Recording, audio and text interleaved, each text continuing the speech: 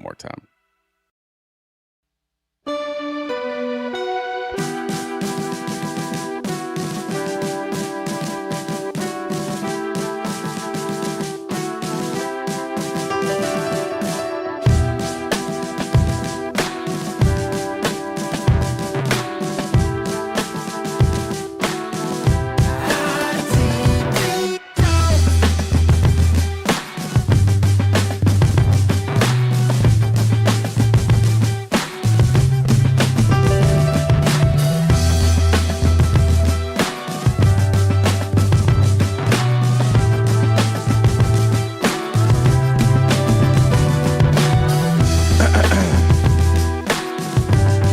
Mic check.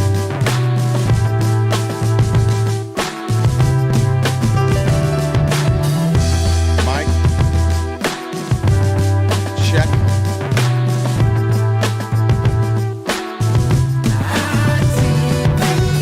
Good morning. Happy Monday, everybody, wherever you are, however you may be listening. Thank you so very much for making us part of your day. It is another blistering day in Mesa, Arizona, where the temperature is hot, but the takes are hotter.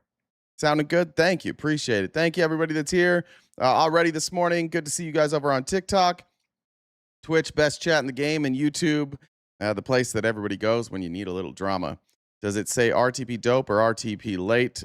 Neither. Just RTP talks, I think is what it says. Fuck you, YouTube. Goddamn. No, YouTube. We like you.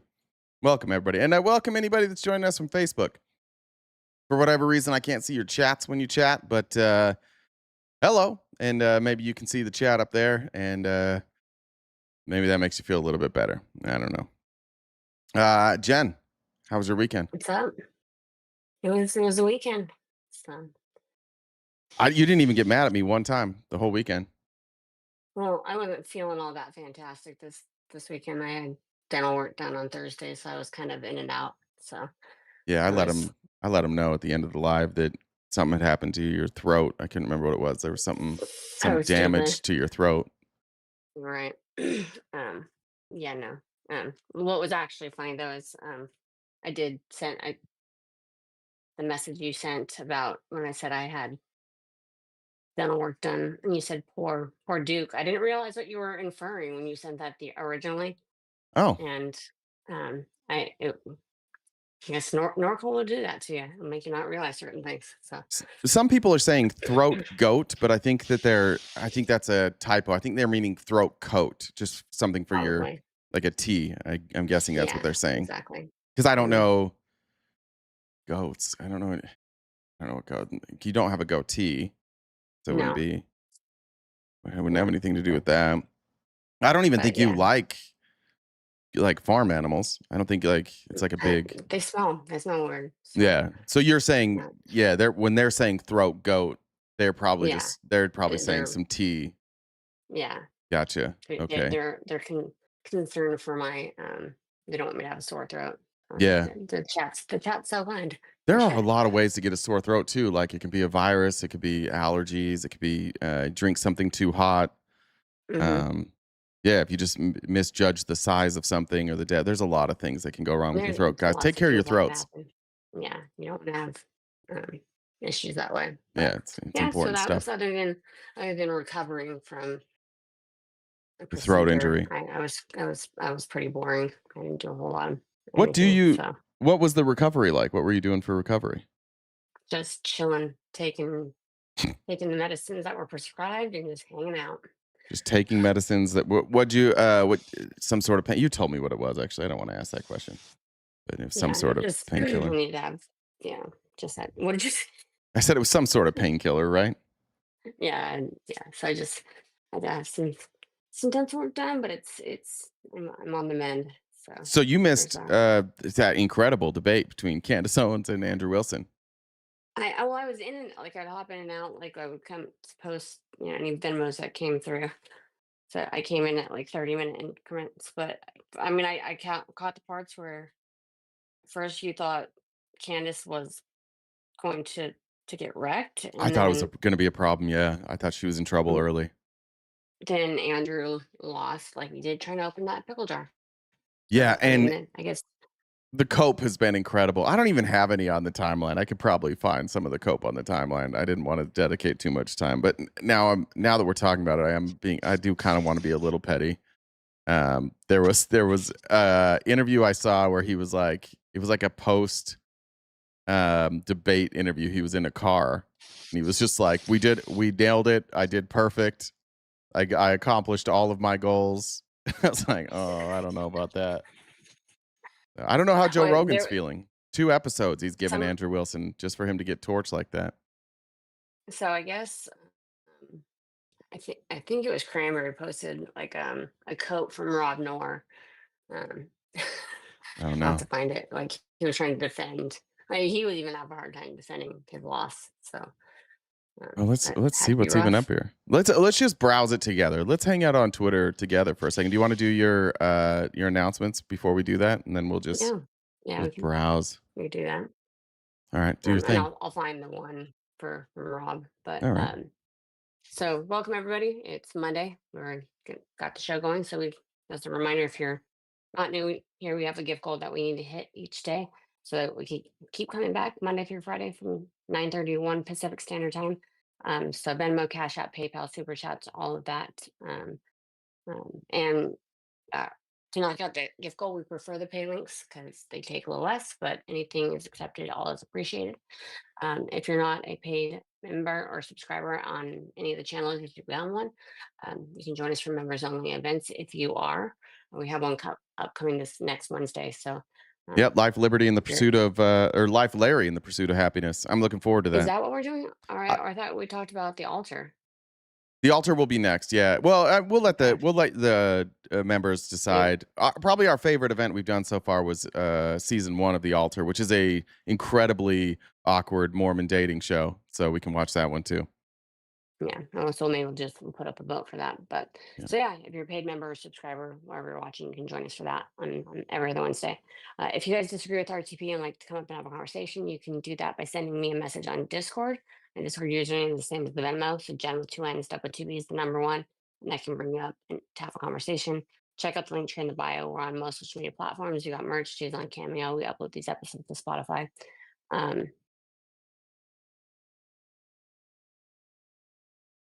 what did the bra say to the hat? Bro,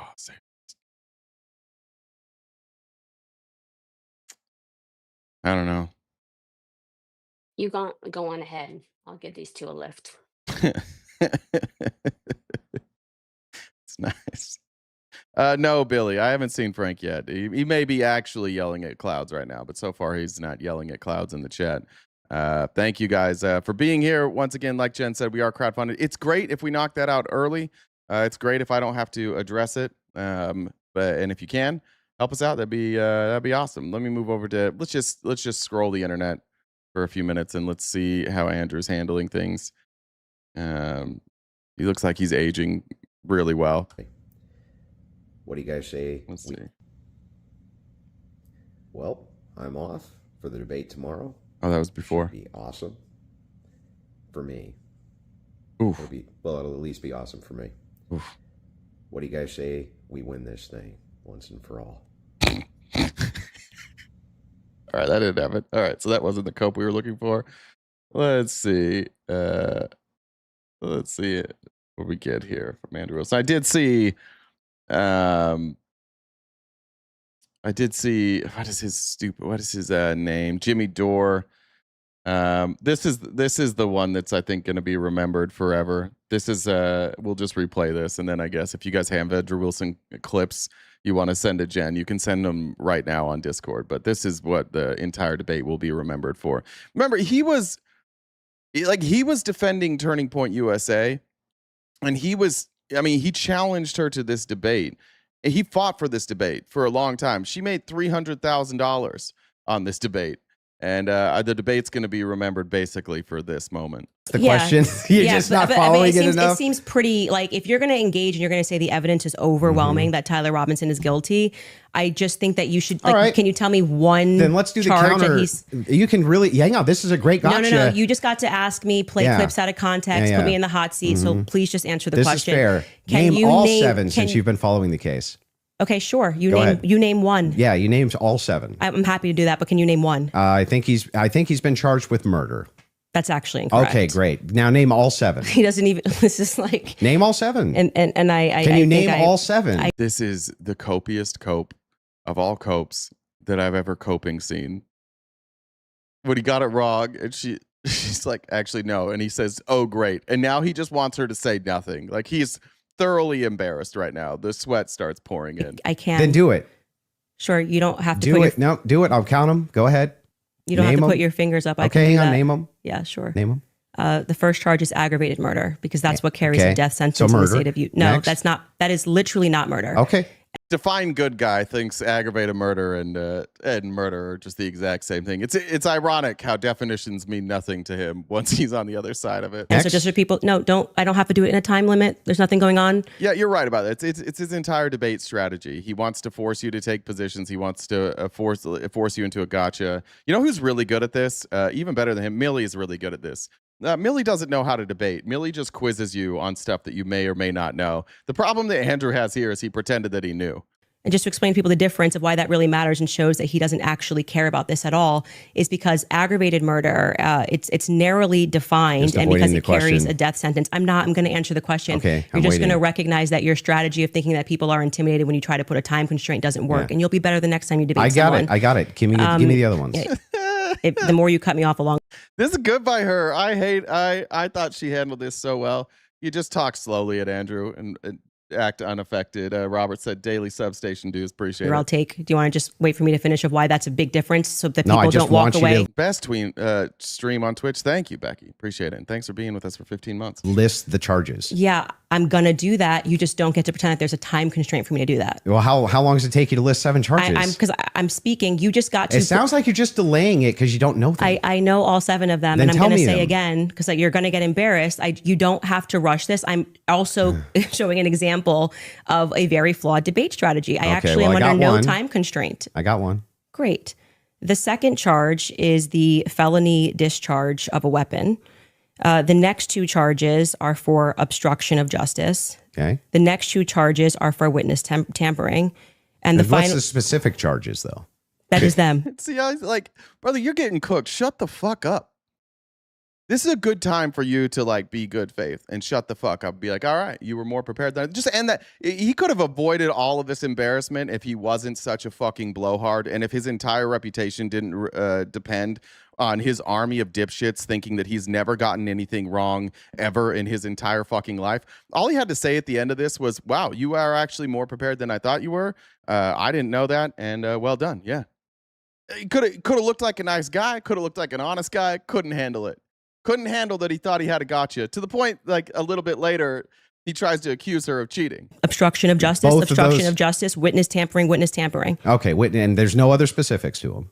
Well, I can tell you why he's being charged with it. Just the charges and then 7? Yeah, see, the bad thing is when you try to be an a-hole and it doesn't work. What's the 7th? The last charge is violence in front of a minor.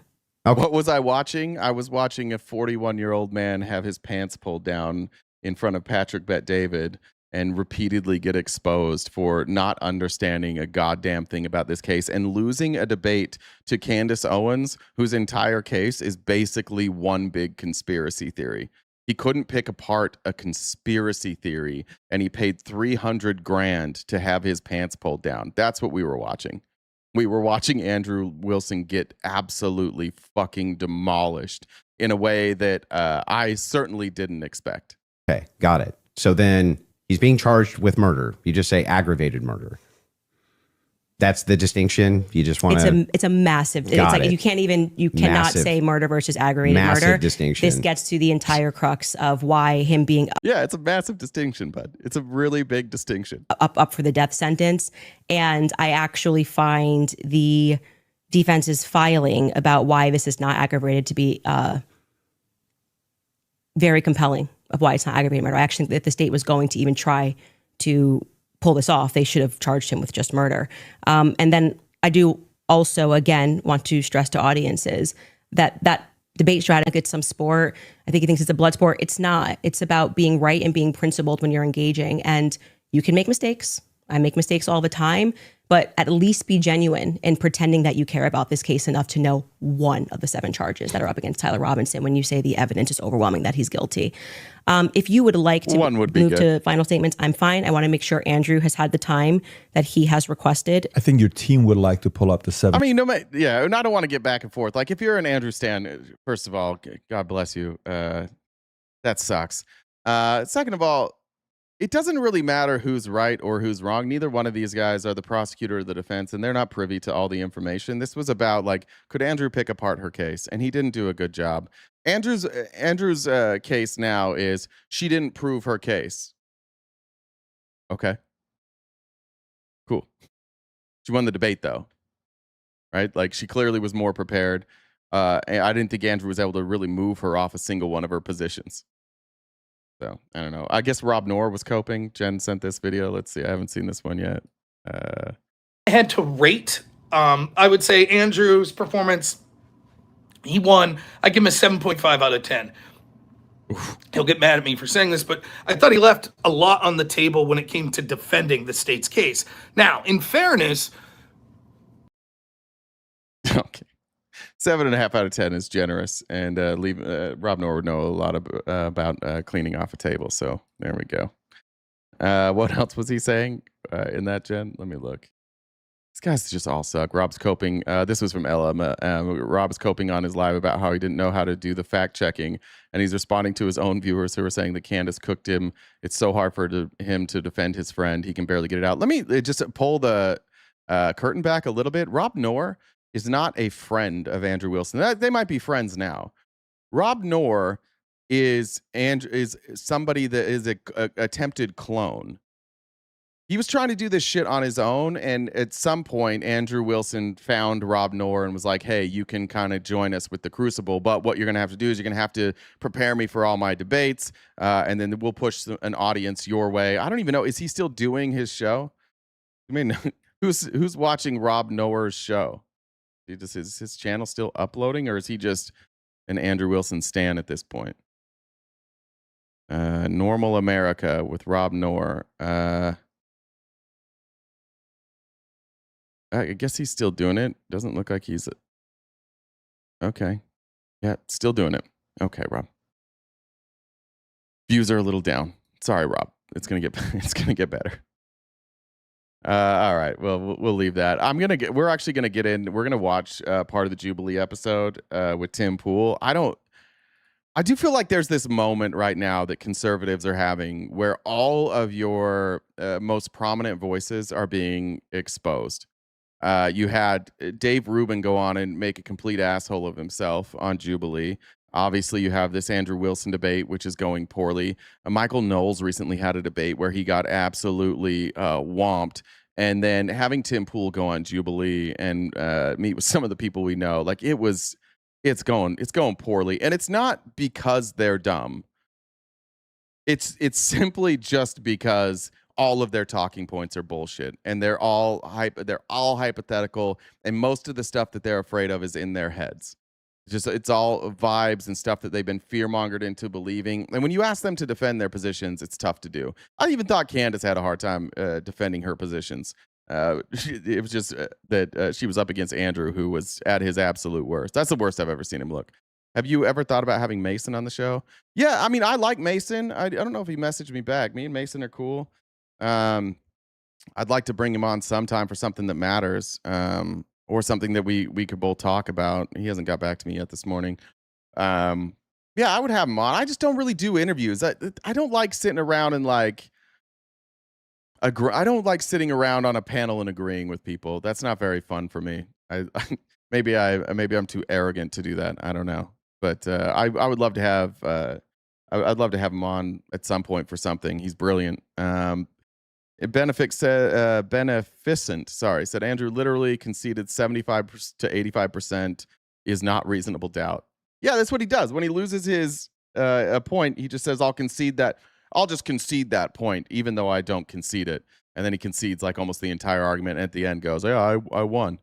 I wanted to find this one. I wanted to find Andrew Wilson's. Actually, it's probably on his page. Let me see. I wanted to just show his interview after that he did in the car.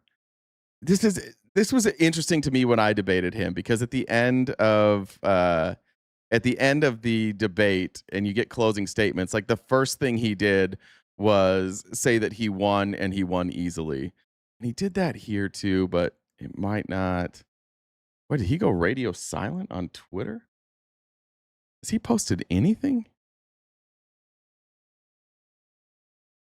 Oh, he just is reposting stuff that you can see. He's just reposting like a Hassan reaction that he's upset. What's he upset about here? That successfully and single-handedly undermined the Republican initiative to martyrize Charlie Kirk and use that example to crack down. Hey, this one bites. I don't know if you know this. You can actually join the show here. I think what you're saying is interesting, and I'll take that challenge. You said I'll explain why Democrats are communists when a Democrat can explain why Trump's a fascist. You come up. I'm not a Democrat, but I'll explain why Trump's a fascist, and then you can tell me why they're communists. That'll be a good discussion, right? I'll even go first. On political dissent. She dropped a grenade on the discourse. You understand? So I'm with her. It's hard. It's hard for me. My brain says, no, it's probably Tyler Robinson. But my heart says, go, Candace, go. Keep cooking. What did he say to this? You know? They all know it's bullshit. They feed it because they are smart, and the right is Arsler. Okay.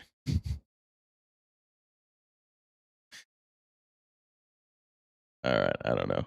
I can't find that interview. If anybody finds that with Andrew, feel free to send it to me. I don't want to spend too much time. They can't substantiate their claim. Yeah, I know. That's why we have to offer. And just for any MAGA that's here, we'll literally talk about anything you want to. If one of you ever has the courage, you can message Jen.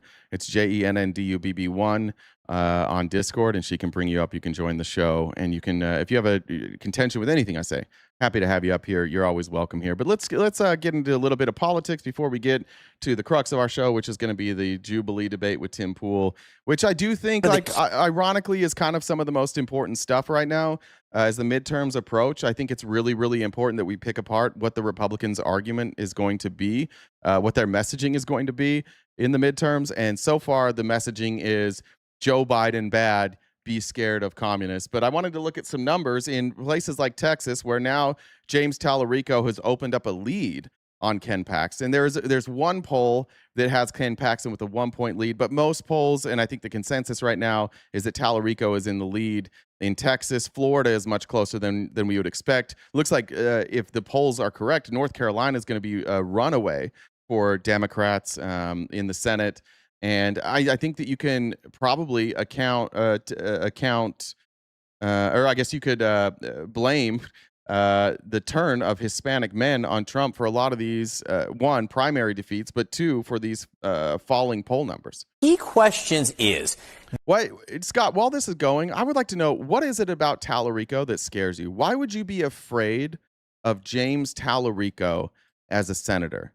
This November, what will happen to some of those voting blocks that swung a little bit toward Donald Trump, toward President Trump in 2024? Will those groups who were away from him but swung toward him stay with him? With us now, CNN chief data analyst Harry Enton. One of those key groups is? Hispanic men. Hispanic men. Donald Trump put up a historically strong performance for a Republican candidate for president amongst Hispanic men. But the phrase this morning for President Trump is "ay caramba," because look at these shifts. Hispanic men on Trump. In 2024, he won among Hispanic men by 10 points. Look now where his net approval rating is. Down he goes into the Gulf of Mexico, minus 41 points in an average of polls this year. That is, Johnny B., by my math, a 51-point switcheroo against the President of the United States. All of that movement that you saw that historic performance that President Trump had amongst us. For those of you who are saying that these are Democrat polls, first of all, this is an average of polls. Second of all, do you really think, just in your heart of hearts, do you think Hispanic men would be happy with Donald Trump right now? Do you really think that? You really think, given the way that they've gone about deportations, the way that they have fucked up these deportations, the state of the economy, do you really think Hispanic men who voted for Donald Trump right now aren't turning on him? And what could they possibly be looking at that would be like, you know what, I'm happy? I think you know that this is true. I know you want to poo-poo this because it's CNN, and I know you want to say polls are fake, but address that argument, I guess.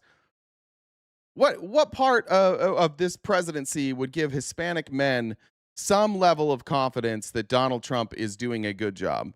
Hispanic men, adios amigos, goodbye, see you later. As Johnny B was telling me backstage, these numbers are bonkers. I mean, Why would American-born Hispanics care about ICE? Well, first of all, not all people who are legal in this country and can vote and who would be polled here are American-born, but American-born people are being harassed by ICE all the time.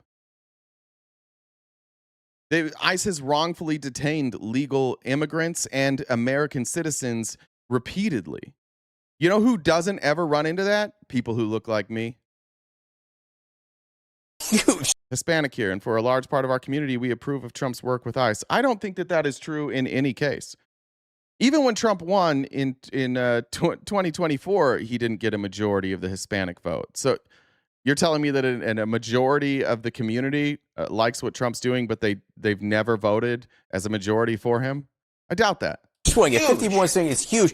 What might be one reason? What is one issue area where we're seeing the impact of this? Yeah, it's the economy. It's the economy. We're seeing this across the board, but you're specifically seeing it amongst Hispanic men. I mean, just look at these numbers here. Okay, Hispanic men on Trump in the economy. He was more trusted than Kamala Harris on the economy. I'm playing the race card here? No, this is polling. This isn't the race card. This is just a poll of Hispanic men.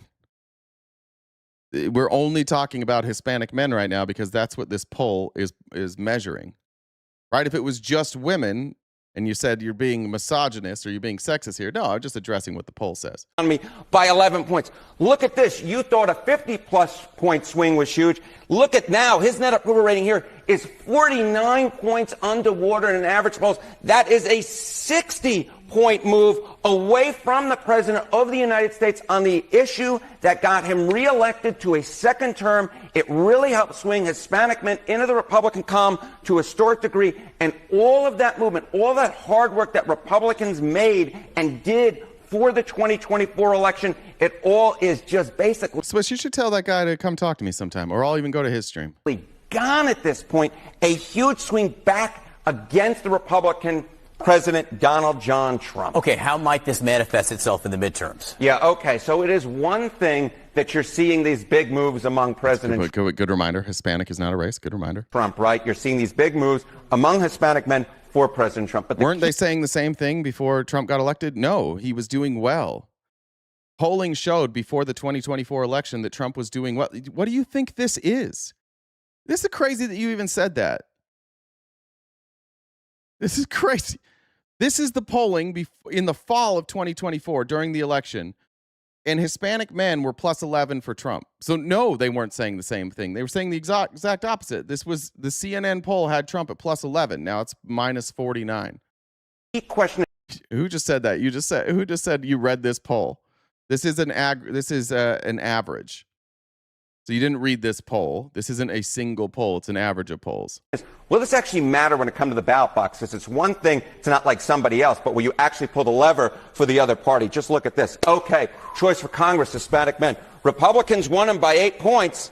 Look now, Democrats ahead by 20 points. So yes, what we're seeing amongst Hispanic men and their views of President Trump very much diving towards the negative absolutely look like they're going to have a massive impact on the midterm elections. Hispanic men now favoring. I like that. How's one cult better than the other? Let's engage in your hypothetical where both the Republican Party and the Democratic Party are cults. How is one better than the other? Because one has better policy.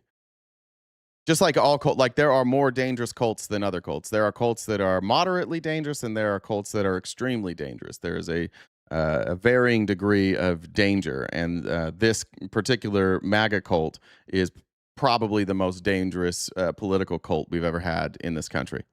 The Democrats by 20. That is, as I finish this out, a 28-point swing against the Republican Party. All right. Cool. For the key questions, you got people talking about vaccines here. Jesus Christ! I guess maybe we brought you in when we were talking about vaccines, and so you're just here. All right. I want to talk about Colorado. I've been very confused by Colorado over and over again, and I do not want to give any sort of cover for Governor Polis there, who has made some very questionable decisions. Specifically, the decision to did he commute the sentence of Tina Peters? That's what he did, right? It wasn't a pardon. It was he commuted the sentence.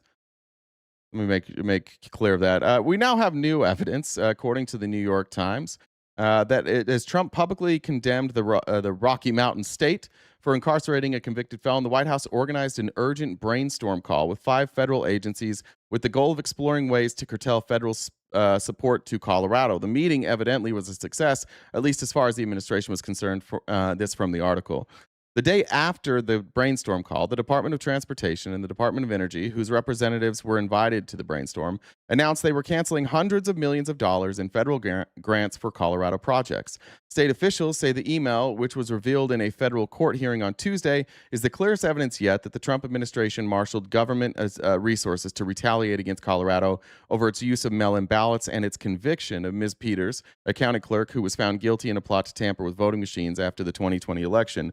It's hardly the first time that we've seen this administration target blue states. They've admitted it. We recently had Chris Wright testifying under oath that, we choose, we made decisions on where grants went based on partisan ideology. That was confirmed in court documents. It's not even like it, and every MAGA here, not only one of two things: either you know that this is true and you're lying, or you don't know it's true, and when you find out it's true, you're going to justify it.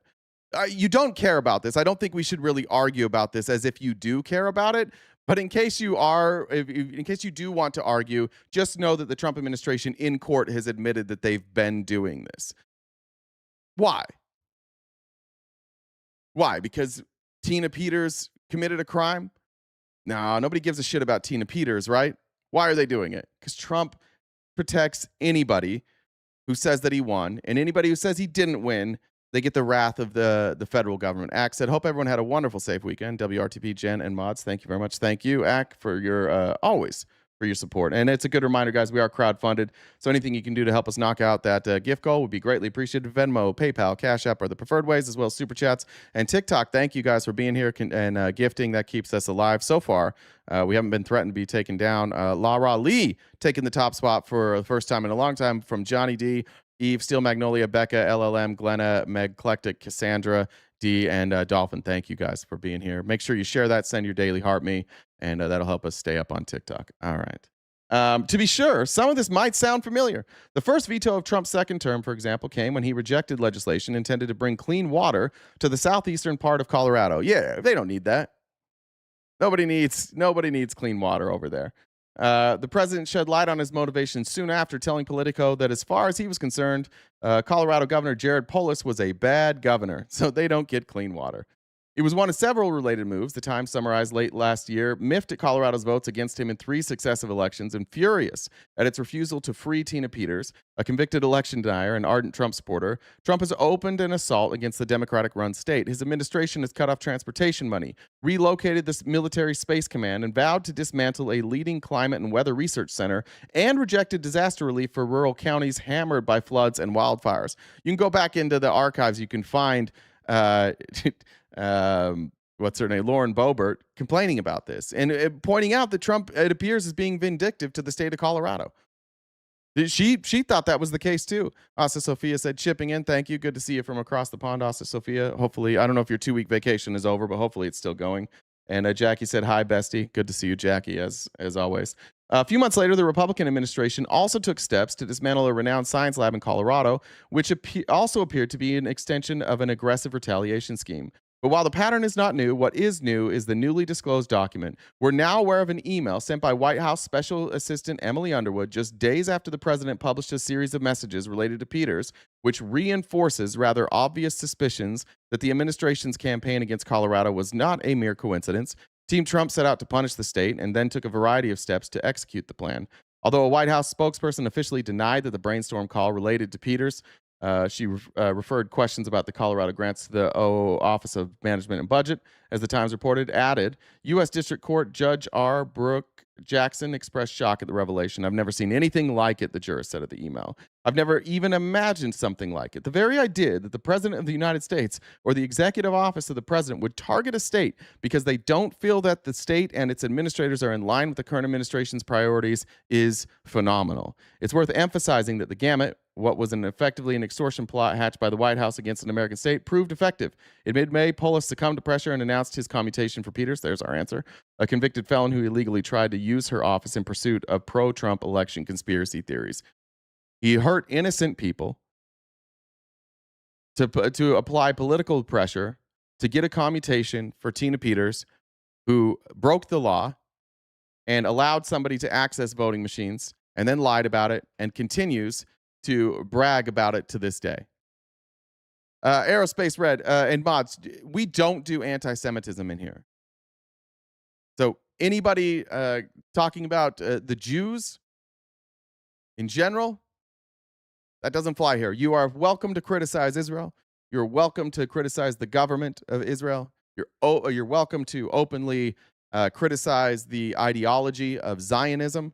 But what we don't do here is just blanket attack our Jewish friends because of the actions of the Zionists. So thank you. Appreciate that. Okay, moving on. Here's Andy Bashir in an idea that I don't have a good argument against it. Maybe you guys do. Yita said, "Happy Monday, y'all, from Alabama." That's crazy. I didn't know you guys had internet down there. It's awesome. Also said, "Drama gets views on TikTok, so why do you hate me?" I love you. What are you talking? You trying to start drama?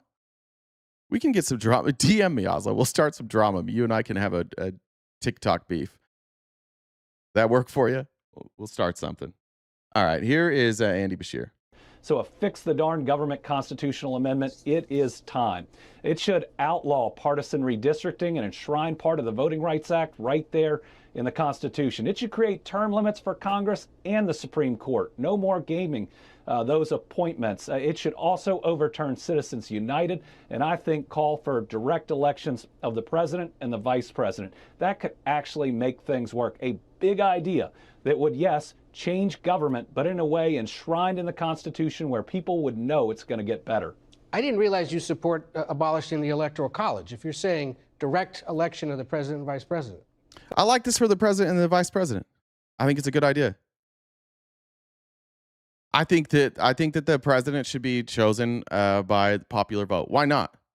Why in the world would we like? It makes sense, right? I understand the Electoral College when it comes to representation, and you're voting for somebody to represent your area. But when it comes to representing the country as a whole, I actually really like that. I like that idea a lot. I think it also gets a lot of people who don't vote. Like I was talking to my mom the other day who lives in Washington, and she was talking about, we were listening to this podcast that accuses Hillary Clinton of some like insane shit.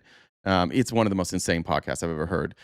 Unfortunately, the person accusing Hillary Clinton is batshit crazy. And so even if some of that stuff's true, it's really hard to take seriously. But my mom has always felt like she got criticized for not voting for Hillary. And she's like, maybe I was justified. And she was talking about voting third party.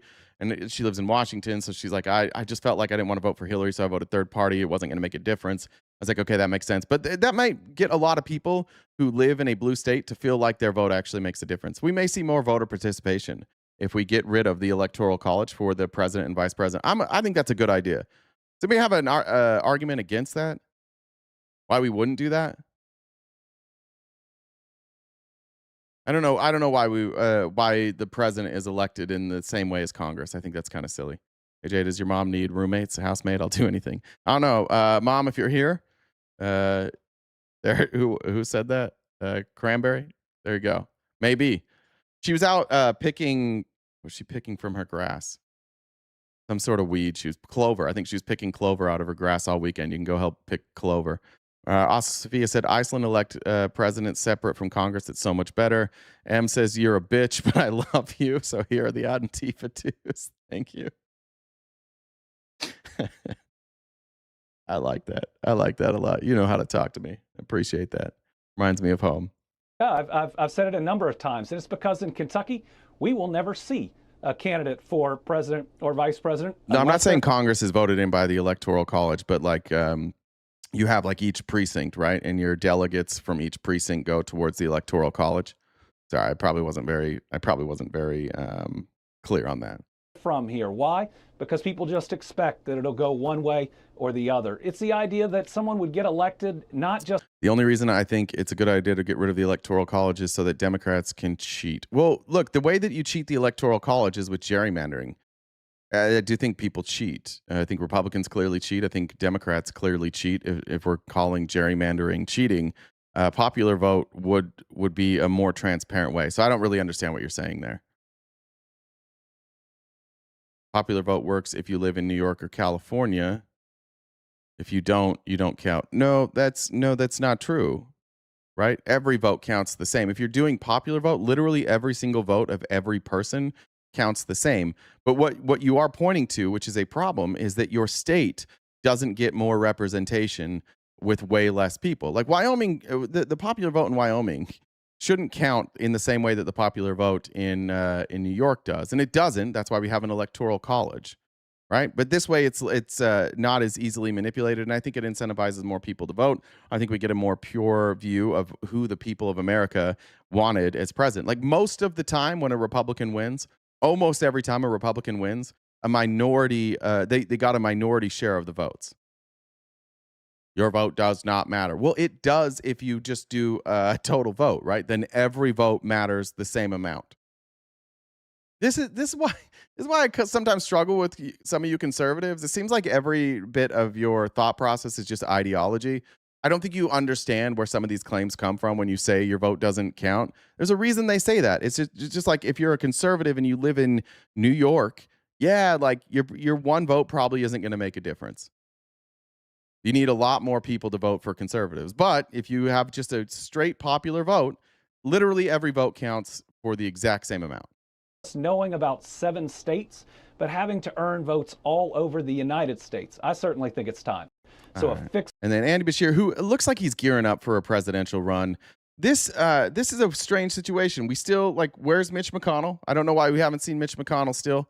There's been a lot of people who claim that they've seen Mitch McConnell, but we haven't seen Mitch McConnell. The governor of his state, who is represents the people of his state, are saying, can we please get some sort of response from our senator, from one of our 2 senators, please? And the Republican Party can't do it. I thought Andy Bashir made a good point here. You have been writing letters and trying to get updates on the status of Senator Mitch McConnell. Have you heard anything back from his office on how he's doing? I've heard thanks, Pistol. Absolutely nothing back from Mitch McConnell. And while I do hope that he is getting better, I've known him my entire life. I wish him no harm. I actually wish him good health. His boss are the people of Kentucky.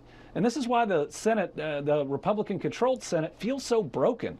They feel like they're not accountable to anyone. All he needs to do is call into this show for 2 minutes, or Fox News for 2 minutes, or do a video for 2 minutes to the people he's supposed to serve. But you know what? He absolutely refuses to do it. And then John Thune.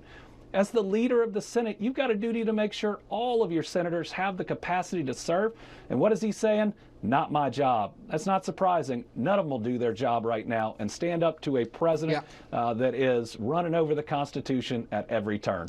Well, we'll take a call from Senator McConnell if he'd like to make it. We appreciate you being here this morning. I do think he's gearing up for a presidential run. Thank you, Stacy, for the $5 on Venmo. Brandon and Delia said, so what happens when they rig the midterms and send agents to the polls? Nothing is stopping them. They've openly admitted to rigging the 2024 election with no consequences. What can we actually do to prevent us from being North Korea or Russia? Well, I don't think sending agents to the polls is necessarily a way for them to steal an election. I think that's a way to intimidate people from voting. I think that has a suppressive I guess it's a suppressive. What's the word I'm looking for? Influence on people on the polling places. That being said, like most places, you can go and you can vote by mail. So I don't know how much that suppresses people, but it's going to have some effect on it. As far as rigging the polls, everything we know, like if you take Election Truth Alliance and you look at their data and they show you how the 2024 election could have been stolen, it has very little to do with the actions of the president or the government. It almost is exclusively in the hands of a handful of people who get access to the back door of these voting machines and can flip votes. So I think those things may be red herrings. I think we're focused on the wrong thing. Election Truth Alliance, let me pull this up from Danielle real quick. I can show you. They actually put this out the other day. And I didn't wind up posting it, but let me. This the one? Here it is. They went over just kind of what you can do. You can read this for yourself. We can post this in Discord. I'll send it to Jen right now. We can post this in Discord, but we can go over it real fast. Why share a strategy? This is their strategy for the midterms here. How were these priorities identified? These 6 priorities, and here they are: election security, fact checks, voter registration and anomaly monitoring, community organizing efforts, faster data for election reports, candidate recount rights, resources, and election security and audit best practices.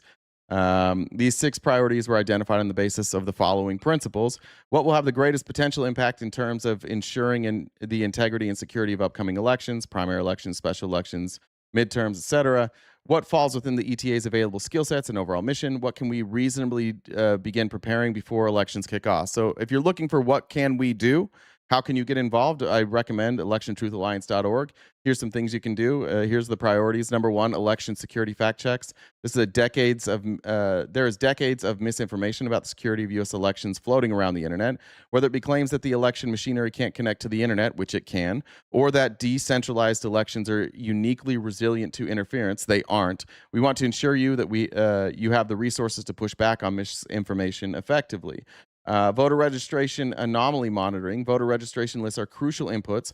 Who is able to show up and cast a ballot on election day? In the coming months, we're seeking to monitor for any unexpected increases or decreases in voting registration so that we can raise concerns if appropriate. This is where a lot of people think the Trump administration is getting involved here, that they want to edit the voter registration list so that when people show up to vote on voting day, they won't be able to. And hopefully for them, they'll be able to disenfranchise the right people.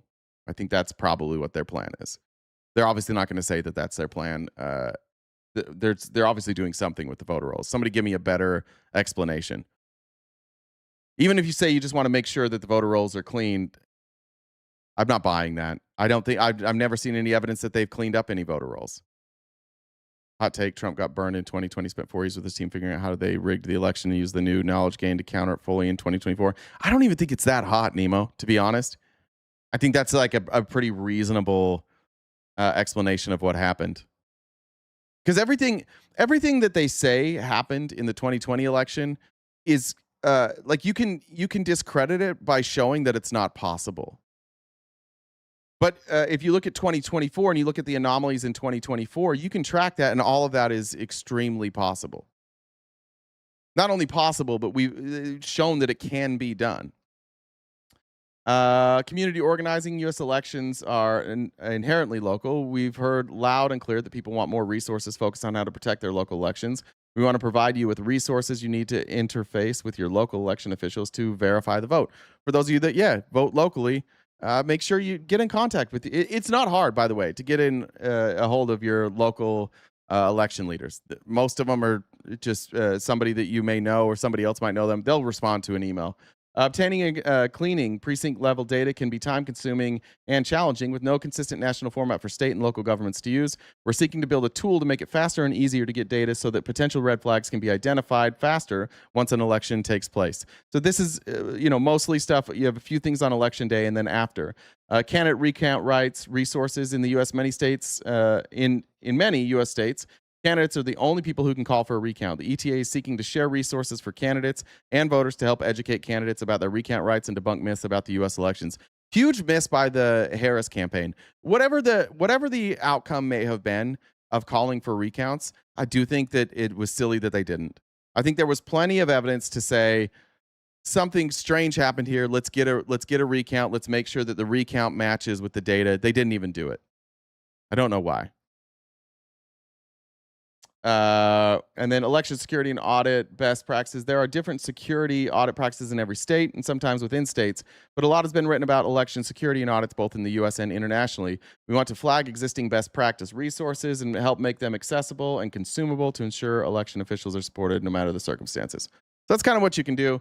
This Election Truth Alliance. If you haven't watched the coverage that we've done with Election Truth Alliance, go to their YouTube channel or to electiontruthalliance.org, and you can see where they've shown just exactly how the 2024 election could have been stolen. It's entirely possible, and it doesn't take a great deal of coordination. In fact, it's shockingly low levels of coordination that it takes to potentially manipulate and change votes. So, neoliberal don't fight; they're paid to lose. That might be true about that. Who said that? Who said that? That might be true.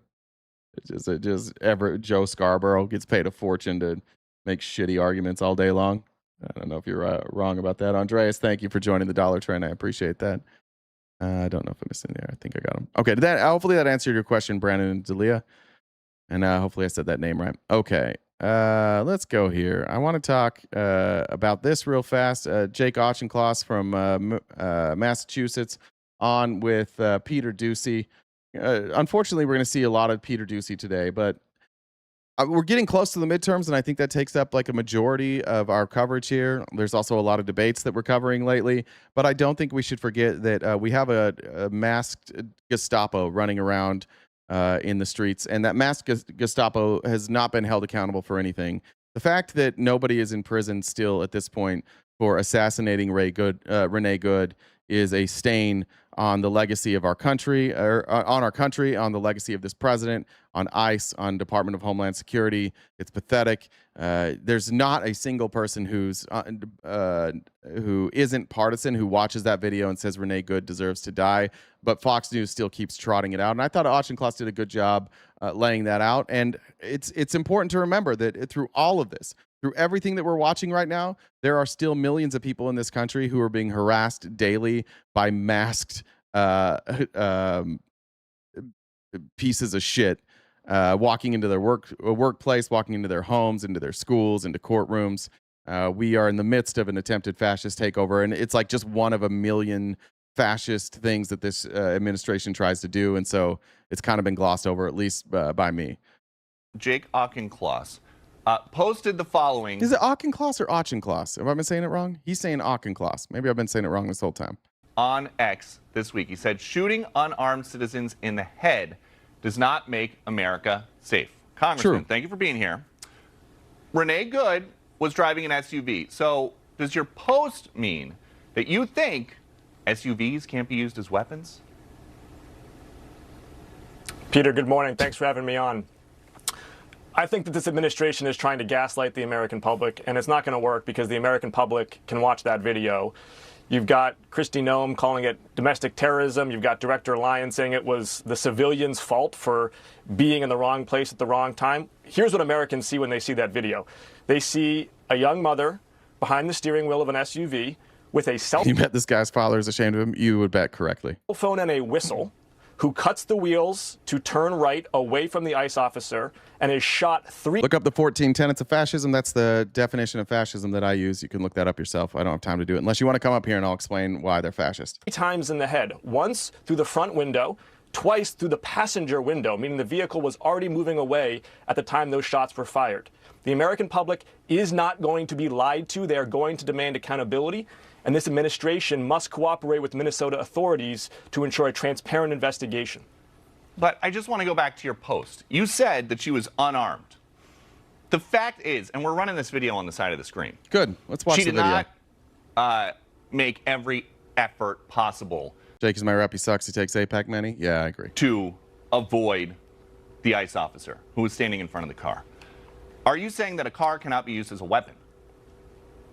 Of course a car can be used as a weapon. What I am saying is when you have a badge and a gun and you are interacting with a U.S. citizen who has committed no crime, the onus of responsibility is on you to exercise good. I haven't seen all these different angles before. They're interesting. By the way, for every one of you Republicans who's being crybaby bitches right now about me using the term fascist, I'm not using it as a blanket statement. I'm explaining what the fascism is. If you have questions about why I believe this is fascism, I'm happy to answer. But what you do is you hear the word fascist and then you focus on the word fascist so that you don't have to engage in this conversation. In this case, what we have is a woman who was using her First Amendment right, who then was murdered in the streets by a thug who was power tripping and had no reason to shoot her. He wasn't in danger.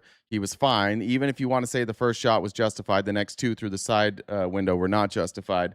But you don't want to talk about that. You just want to be crybabies that people use the word fascist. Ignore the word then. Pretend it's a different word. Fascism is not something that's like concrete. It's an ideology. Different fascists have different ideology. The only way to compare fascists is by saying, like, what do they all have in common, which is why I like the 14 tenets. But you know what other, like outside of the fascisti, you know what fascists routinely never do? Admit that they're fascist. You know what they love to do? Focus on the word fascist. I use it in a term. I use it as a pejorative. I legitimately use it to smear you. But I also use it correctly. When I say fascism, I'm happy to defend any of that. Judgment and to use that weapon only as an absolute last resort. And nobody watching that video will buy the argument from that ICE agent that he had no other resort other than to shoot her in the face. I just want to point out one more time. Here is Renee Good's vehicle. Here is the road that is open. Here is a bike lane that she is in. She's barely in the road. It's a 2-lane road. She is not blocking traffic. This is the agent's car who winds up shooting her. She's obviously not blocking him. He's blocking her. Where is this crime? Why are they coming out and demanding she get out? Like, where was she blocking traffic? Remember, originally the Trump administration told us that what was happening here is ICE was helping one of their fellow agents. Their car was stuck in a snowbank and they were helping them get out of that snowbank, and she rammed into them. That was the first story they told us. Why did they lie about that? Can anybody explain that one? Why did Trump and Kristi Noem both say that they were helping get a car from out of the snow that was stuck when she rammed them? I know I'm an idiot. I get it. That's fine. But can you answer that question? All the dirt? Yeah, I get it. Yeah. Anything but an answer to this question. Can you explain to me, one of you, why? Oh, they didn't lie. Okay. So where was the car that was stuck in the snowbank then, William? Can you just point it out to me? And then where did she ram the people who were getting the car out of the snowbank? This is her car. This car is clearly not stuck in a snowbank. This car is clearly not stuck in a snowbank. Doesn't appear to be a single car stuck in a snowbank. 3 times. But so you are putting all the onus on the ICE officer. Oh, look at this car going right around, not blocking traffic. What about on Renee Good? She's behind. This officer here belongs to this car who blocked her in, who she's trying to go around. Now, what about this car? This car's not in the road, so she's not blocking them because they're not in the road, right? They're parked in the bike lane. Behind the wheel of a vehicle. I've been pulled over by a car. I assume no problem. They went around too. No problem. That by a cop, rather. Now, this truck could have gone around. Now, this ICE agent is now over to the side of the vehicle where the driver of the car is now paying attention to this truck. That if I start to drive forward, I might. And this man gets out and gives her the unlawful command to get out of her car, which is not a lawful command. He has no right to conduct a traffic stop here. He has no right to tell her to get out of her car. She's not interfering at all. Now the confrontation has escalated and these two agents get out. And by the way, this one is saying get out of your car and this one is telling her to leave, giving two conflicting orders here. Both of those orders are not something that they have the authority to give, but pretty confusing if you're the driver of this car when one person is saying get out and the other person is saying leave. That's against the law, and they might take action to stop me. Is that completely off base? This is entirely now who's blocking the road? Now it's them, right? She's not, they are. Of the ICE officer. Put more plainly. To be clear, so Peter, what you're saying is just. I was like bullshit in here. Yeah, I bet. When you're hearing this for the first time and you didn't know that the Trump administration was lying to you, this probably feels like a lie. I can understand. What you were saying is if you get pulled over on the side of a highway, for example, and the officer grabs your door and attempts to prise it open and is filming you with another officer on the other side of the car, and your car moves forward. Once again, she was not interfering with the enforcement of the law. That law enforcement official was driving down the street. She didn't interfere with him at all. He chose to get out of his car. She didn't interfere. She didn't ask him to get out of his car. What was she interfering with? Away from the officers. You think your family would be okay if you then got shot in the face 3 times? No, but I would think that I'm disobeying a law enforcement officer who's giving me an order while they pull me over for something. I think the point here, the question is... She had been stalking agents all morning. You mean recording them, which she's allowed to do. That's a First Amendment protected activity. That's what you meant, right? She was just using her constitutionally protected right. Isn't there a better way for progressives who are upset with ICE policy to protest than getting up in their grill, possibly from behind the wheel of a car? Would you agree that that is not the best way? Again, Peter, you're victim blaming here. Not victim blaming. No law enforcement officer. Yes. You 100% are victim blaming. Congressman, no law enforcement officer should be doxxed. Nobody is victim blaming. About 2 minutes ago, I heard Director Lyons say that the civilian was at fault for being involved in that operation. Let's be clear here. You have a badge, you have a gun. Red hats don't actually love their country or fellow citizens. They just love one old decrepit man. Facts. You are wearing a mask. You are accountable for everything that happens or fails to happen in that operation. No law enforcement officer should be accosted or harassed or assaulted, and there should be penalties of law for so doing. And no U.S. citizen should be afraid of their own government, and that is what ICE has created. They have stopped being an arm of the law, and they have started being an instrument of fear. All right. Yeah. Jake, of course they're acting outside the law. Trudy says it's my birthday, so I'm celebrating by listening to my favorite show. Trudy, that's incredible. Happy birthday. Incredibly generous. Big W, Trudy, in the chat for sending $100 on her own birthday from Venmo. We always appreciate you. Happy birthday. I hope whatever it is that you're hoping happens on your birthday happens on your birthday. And if you have any throat issues, hit up Jen in the DMs. She'll address those and help you get your throat feeling all better. Isn't that right, Jen?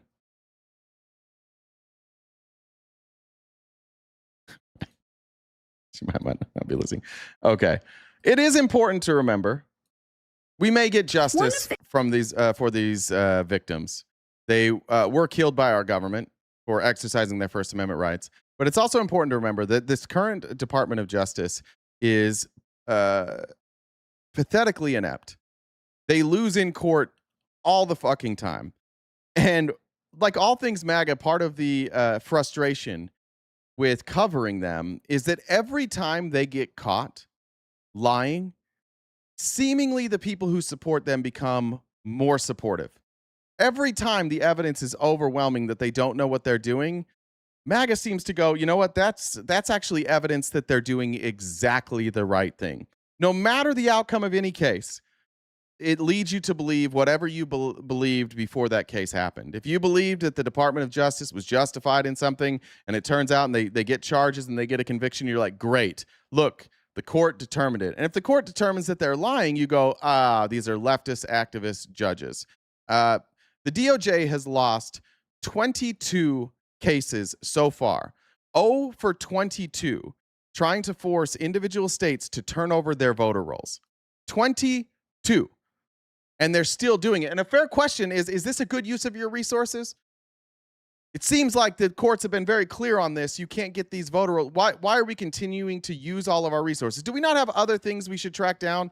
Do we not have other cases we should try as the Department of Justice? Perhaps you guys start doing something about the Epstein files. Maybe you start investigating those people. Issues that he really cares about. But Babbitt was a hero for not obeying and breaking in. Sad, but she actually did deserve it. True. It is crazy. Ashley Babbitt, who was actually breaking the law, who actually had a law enforcement agent in front of her with a gun pointed at her, who said, "Do not come through that window or I will shoot." Then she came through that window and got shot. They're like, she was actually innocent. She's a patriot. That's a great point, Amy Lynn. All right, back to Todd Blanche explaining why they're wasting these resources. One of the issues that he really cares about, the midterms, and there's been a lot of focus on the midterms as it relates to the Justice Department, which has lost 22 cases trying to force states to turn over their voter rolls. State officials have pushed back against those moves. They say states dictate how elections are run, not the federal government. Is it time for the DOJ to drop this fight, and will you do it? Well, we're relying on a statute passed by Congress that allows us, in the right circumstances, to review and get those voter rolls. And so, yes, no. Yeah, but 0 for 22, right? So, like, how many times do you have to lose before we say maybe we're interpreting this wrong? That's what's interesting about Todd Blanche and this DOJ. They're like, we're right, and the courts are like, no, you're not. 22 times in a row, you're wrong, and they're like, nah, we're still right. We're just going to keep doing it. Sonny says, MAGA, the closest thing to an evil political group. We're not going to stop doing what I think every American should expect us to do, which is make sure that we have elections that are fair. And as that relates to the Department of Justice, that means making sure that there are no constitutional legal violations, even at the state level. So, yes, President Trump, this administration knows and of course understands that states have... The Constitution is greater than federal law, is greater than state law. Terrific. Minister elections, and that will always be the case, but it doesn't mean the federal government should play no role. And so the tension there is, of course, whether we should be playing the role that we're playing, and that's really what we're... I think the tension there is that you're 0 for 22, and you're creating a tension that shouldn't be there. It's pretty clear that you guys don't have a role in that. And why would they? Why would our founding fathers give the executive branch a role in the states running? And this isn't even like a founding fathers thing, if we're being honest. This all happened later. But like, why would the states give a role to the executive branch here? They obviously didn't.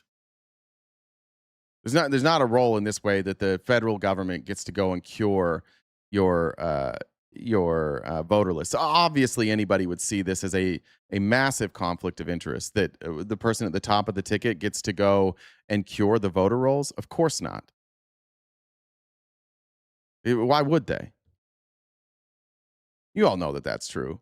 None of you on the Republican side would be thrilled if Joe Biden was still president and he's like going to red states and he's like suing to get the voter rolls so that they can clean them up.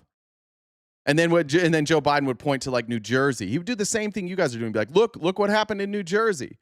And you guys would be making the argument that like, well, yeah, that happened in New Jersey, but how did that get caught in New Jersey? They caught it themselves. New Jersey actually did the right thing. The federal government didn't catch that. They're just reporting a story that New Jersey already admitted to. It's not like the federal government caught them. Like, Joe Biden doesn't deserve control over the voter rolls because New Jersey found a flaw in the software that they use. That's the argument you'd make. It's the same argument we're making now. But of course, we would never argue that the executive branch somehow has control or authority to cure voter lists. Of course not. They would never grant that to the executive branch. Litigated. How far are you willing to take this fight? Because you've been ruled against now 22 times. Are you going to take this all the way to the Supreme Court, do you anticipate? We'll see. We'll see what happens. We're trying to work it out with states. Of course, yes, absolutely, it's a possibility. Election integrity is something that President Trump ran on, and the American people elected him. It's something that every American should care about. And so the idea that the Department of Justice is trying to investigate issues around elections to make sure they're fair and make sure they're conducted the right way is not something that we should be running away from. That's something we should be running right towards. I want to. Yeah, but you're not doing that. You're not running investigations. You're suing states for access to their voter rolls. If there's some sort of fraud that you suspect, run an election. An investigation. And if in the course of that investigation, you need to confirm that the information you have matches the voter rolls, you can subpoena that. This is how slick Todd Blanche is with MAGA. This is what MAGA doesn't understand. That's not what they're doing. You can say whatever. You can say Donald Trump ran on election integrity. That's what he's doing. Okay, but what is he really doing? He's suing to get the lists. And then he's not telling us what he's doing with those lists. He's seizing documents. What's he doing with the we don't know. So how do you know it's election integrity? If you guys think, if you want to clean up elections and there's claims, go investigate. But they're not doing that. They're just simply suing states to get access to their voter rolls. That's it. Obviously, they would tell us, right? There would be some sort of investigation into somebody. They haven't announced any of them. Finally. One of the No. Keep going, Todd Blanche. Keep going. Where's he going? Do you know where he's going? What's he doing? I bet you don't know what he's doing. Just keep going, Todd. 0 for 22. You'll get him next time. Let's talk about Todd Blanche and his loyalty. Now, one of the things that was prevalent in the first Trump administration was the amount of people that, one, either quit or after they were fired or after their term, they said that Donald Trump forced them to take a loyalty oath. I don't even think you can deny that at this point. But now this Trump 2.0 is full of people who've obviously taken a loyalty oath. Now, if you are the attorney general, your job is to investigate, and your job, like, you are bound by the Constitution of the United States. You're bound by those laws. You are not bound by what the president wants you to do. You can certainly listen to the president if you'd like. The president gets to appoint you and see if you get confirmed, which Todd Blanche now is confirmed. But what you don't get to do is act as his personal attorney, which is what Todd Blanche has been doing. And again, you just weasel word Todd Blanche. Listen to how he weasels out of this every single time. It's not fair. Should the president have a voice in individual prosecution decisions at all? No, right? Like, according to the Constitution, no. According to our laws, no. According to the statutes, no. That's the answer. The answer is no. Lawfully, the answer is no. Every American has a voice in prosecutions. I mean, we hear. No, we don't. We do not have a voice in prosecution. We have a voice. We can criticize you.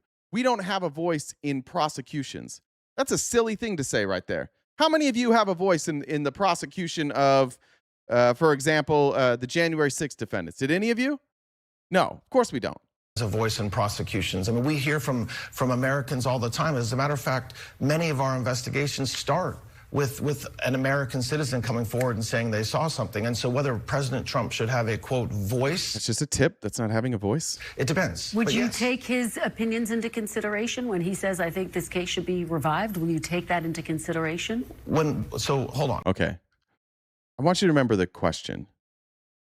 The question is, should you take his opinion into advisement after you've been shot down by the courts? If you want to reopen it, should you listen to the president? No. Of course not. Why would you? It's not his role. Todd Blanche is going to do this slimy thing that he always does and change the phrasing of the question so that he can answer in a way that doesn't implicate himself. So hold on. Will I take the President of the United States' view on something into consideration? Yes. Not the question. The question was, once a case has been closed and the president wants you to reopen it, do you think that his opinion, just asking you to reopen it, should be taken into consideration? Obviously, no. Of course. And I hope every attorney general in history would not answer that question differently. Just let's play that out. The president of the United States, the elected president of the United States, says something to me, and I'm supposed to say to you, I would say, nope. I mean, that's not the way it works. Now, the president is It is the way that it works. For example, you have that Olympian David. Is it David Hearn was his name? Person that was charged for damaging the reflecting pool. Those charges have been dropped. Trump was very mad at Jeanine Pirro for dropping those charges. They were dropped because they had no evidence.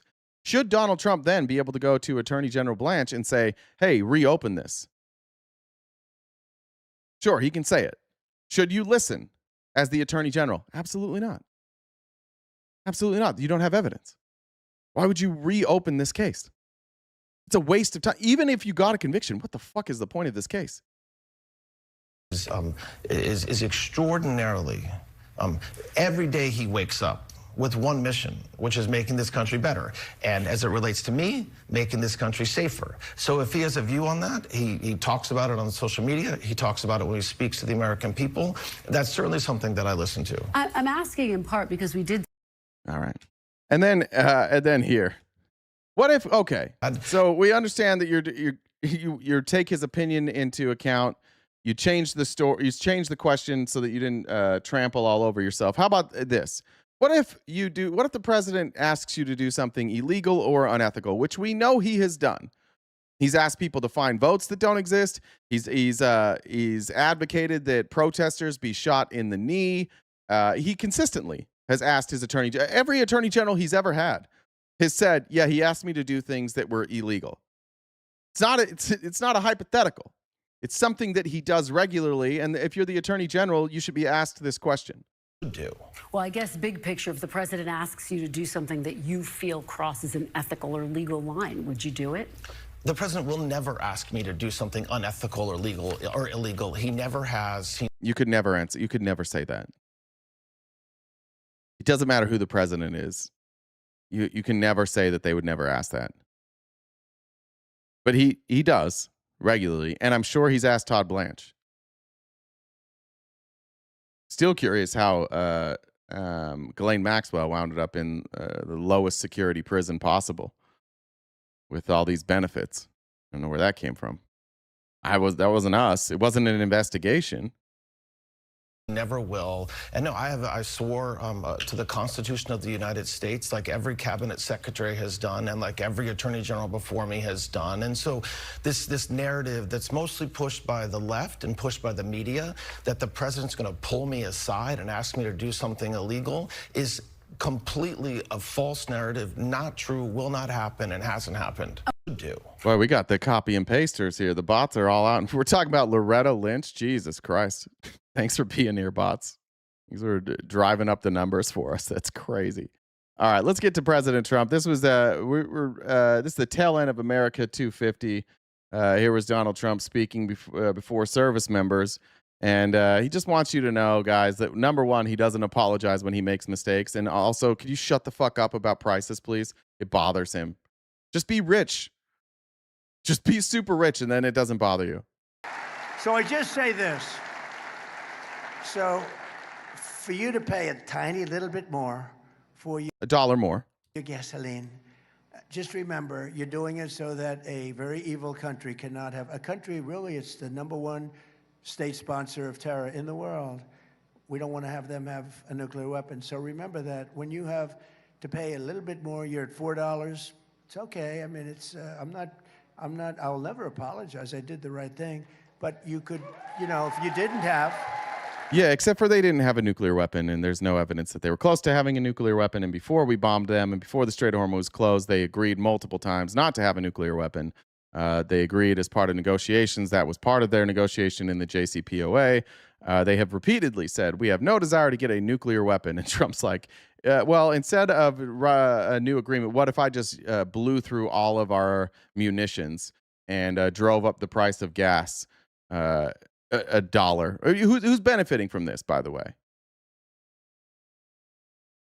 His donors, the people he cares about the most. Who's benefiting from our military actions in Venezuela? His donors, the oil folks. Record profits for the oil companies. You don't think this is good for them? You think that they're knocking on Trump's door, the people that have given him the most money, you think they're banging down the door going, please end the war, sir? No, absolutely not. You know who else is making a bunch of money? Military contractors. I was listening to Crystal Ball the other day. She lives, I don't know if they're married. Are they married, her and Kyle? And where they're at in Virginia, there's a ton of military contractors. And she's like, you wouldn't believe the amount of mansions going up in our area. And all of these people building mansions are just military contractors. Yeah, there's a bunch of people getting filthy fucking rich. And all those people that are getting filthy fucking rich gave Donald Trump millions of dollars and helped him win the election. And he's doing this all for them. We don't even have to pretend anymore. Like, it's not about Iran. It's not about a nuclear weapon. He wants this to drag on as long as possible so that he can get benefits for the people who he actually cares about. They are married? Okay, thank you. Loudoun County? That's the one, yeah. Richest county in the most data centers. Is it Loudoun County? Is that the one? All right, moving on. Here's Don Bacon. He's got a tough gig. Don Bacon in Nebraska, which is turning more and more purple by the day, has to go on Face the Nation and explain what Donald Trump said, which again is, you're at $4. It's okay. I'll never apologize. Those are his exact words. I want to start this morning with something the president had to say on Friday about the state of the economy and the state of the war with Iran. Take a listen.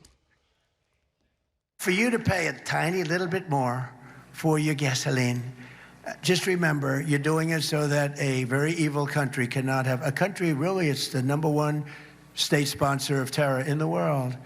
We don't want to have them have a nuclear weapon. So remember that when you have to pay a little bit more, you're at $4. It's okay. I mean, it's I'll never apologize. I did the right thing. I know you're not running for re-election this fall, Congressman, but in the context of the midterm elections, is the president's justifications for gas prices across the country helpful to Republicans on the ballot this fall? Well, I think here, and in the tape you just played, he was being honest.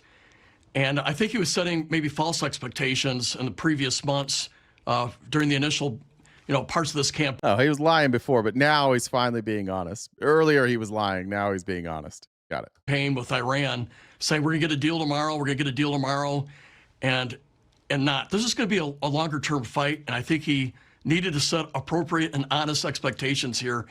Iran has killed about 1,000 Americans. It has been the world's leading exporter of terror.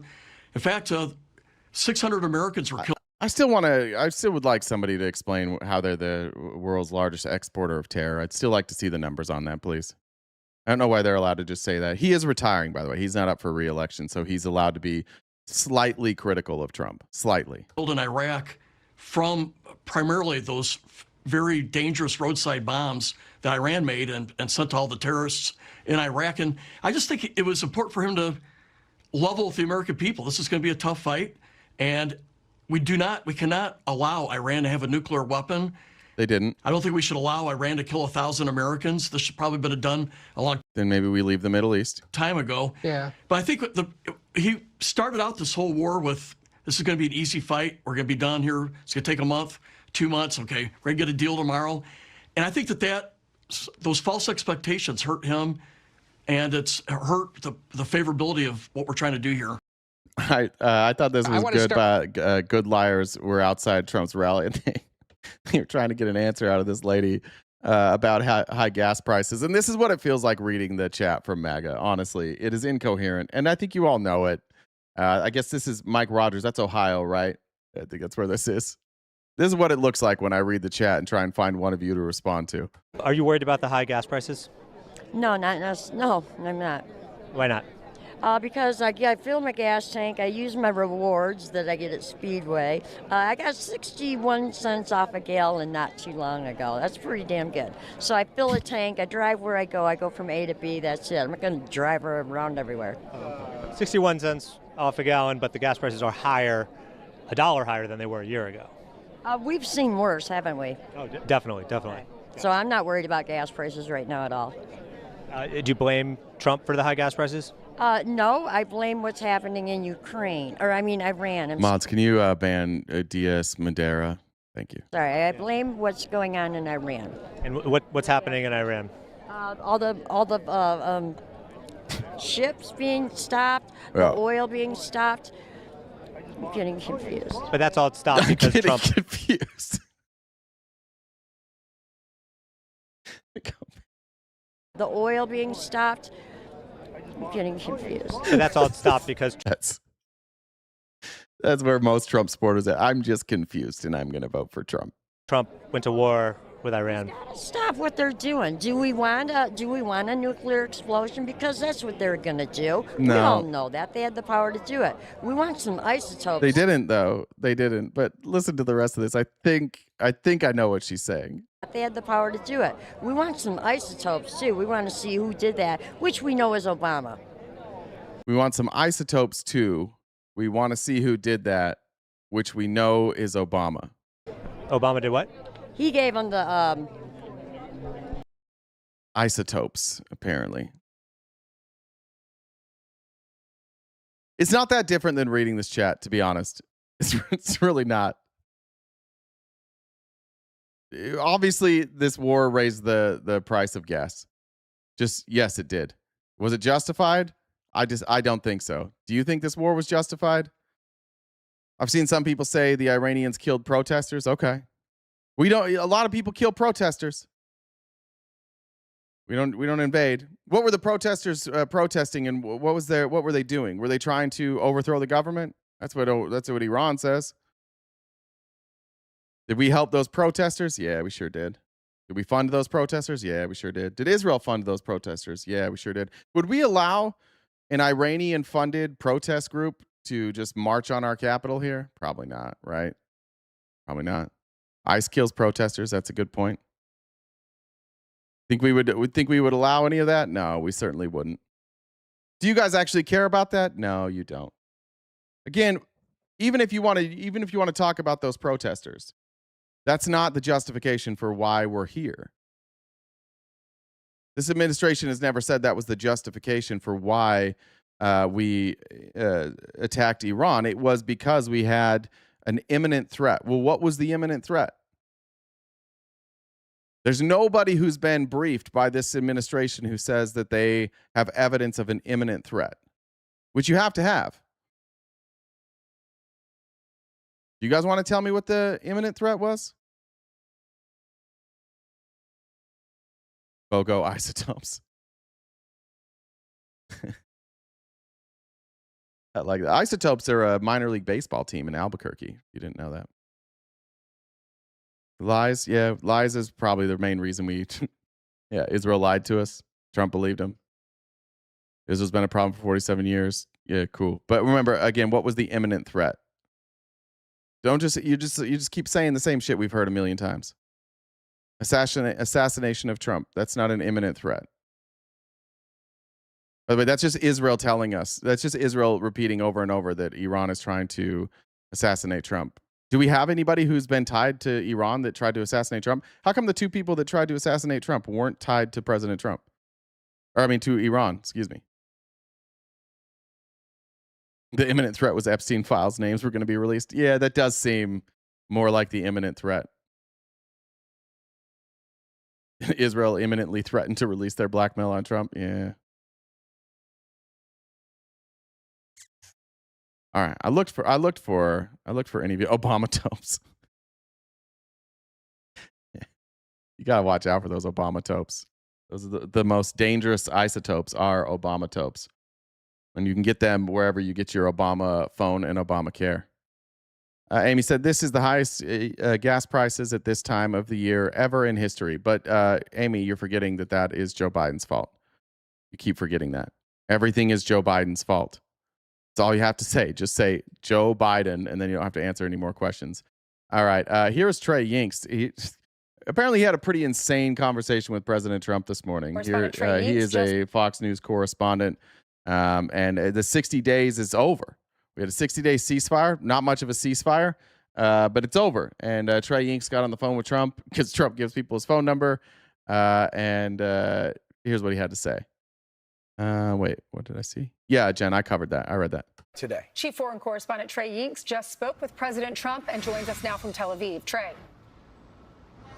Yeah, hey guys, good morning. I just got off the phone with President Trump, who discussed the situation with Iran as the 60-day memorandum of understanding expires. The president told Fox News Iran should raise the white flag of surrender. He went on to say, I have no time schedule. I'm not in a hurry. The president indicating that the U.S. naval blockade is continuing to put new economic pressure on the Iranian regime, despite what the Iranians have said publicly. He said they're good poker players, but they're dying, and that the midterms in the United States have nothing to do with the president's thinking. Now, I asked the president about these parallel talks that are taking place between Iran and Oman about control of the Strait of Hormuz. And the president told Fox News, if Oman gets in the way, we'll bomb the S out of them. No, you won't. Nobody thinks Trump's tough anymore. Nobody believes he's going to bomb anybody. He's just a dipshit that says dumb shit. And every time he says dumb shit like this and he doesn't follow through, people become less and less concerned that he will follow through, and we get less and less leverage. That's why Iran is basically telling Trump to go fuck himself every day. You're like, good luck. Went on to talk about a variety of different regional topics, including the U.S. stockpiles of weapons that are currently stationed in the Middle East. The president says what we've used so far is peanuts. He went on to say the United States has... I mean, our military says otherwise.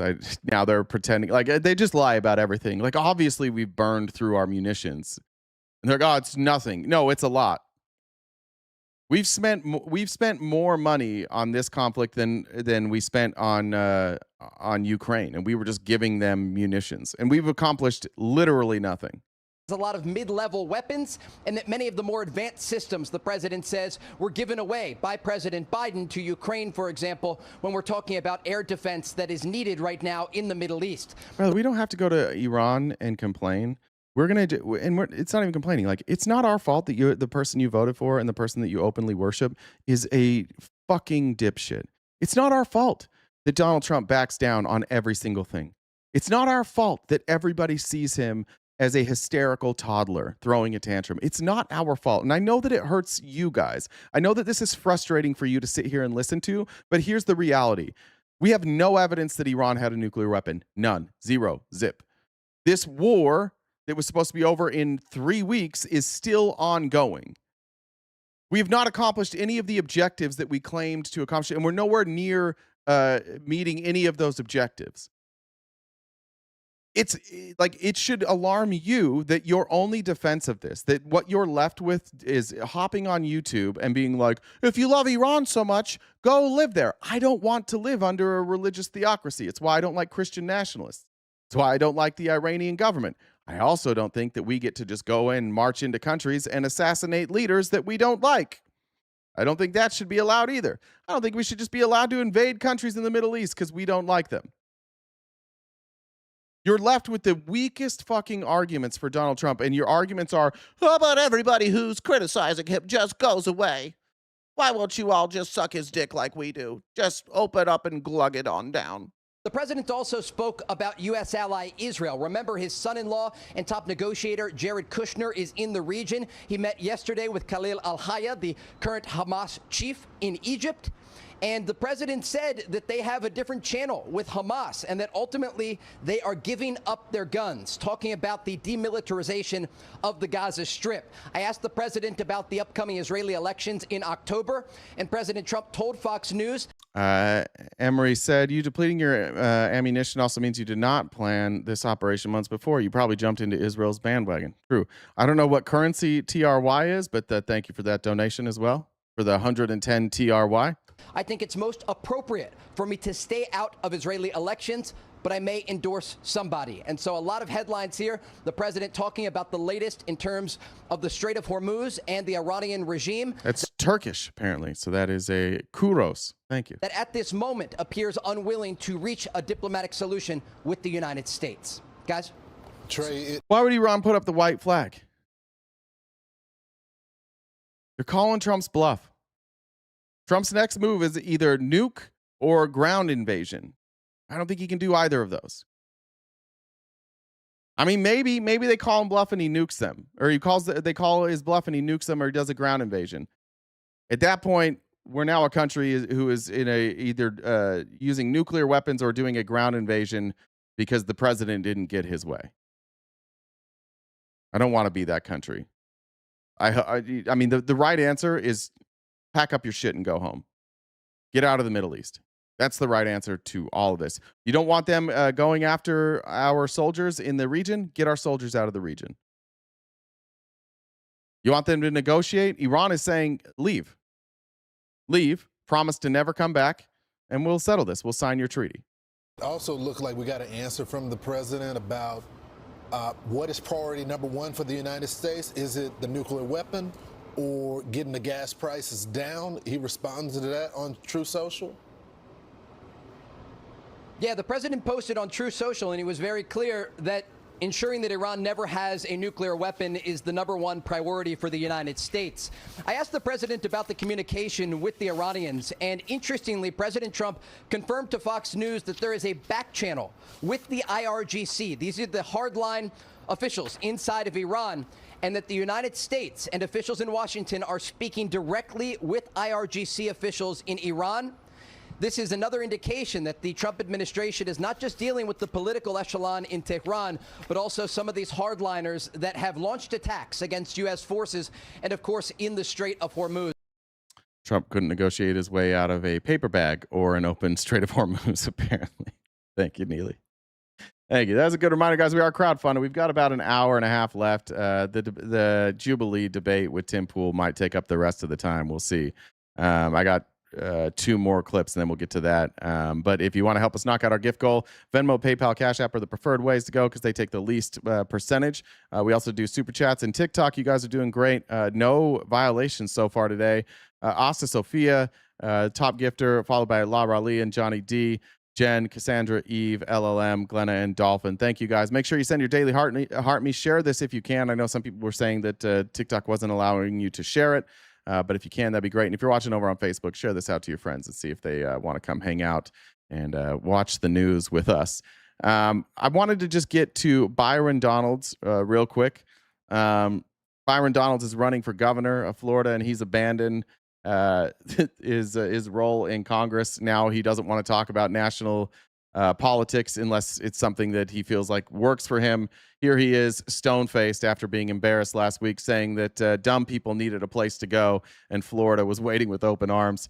Here he is now making a claim that I guess like Florida is the best place in the world for the military, but more importantly, not addressing the fact that we are in the dumbest fucking war for no fucking reason, and it is bleeding us dry.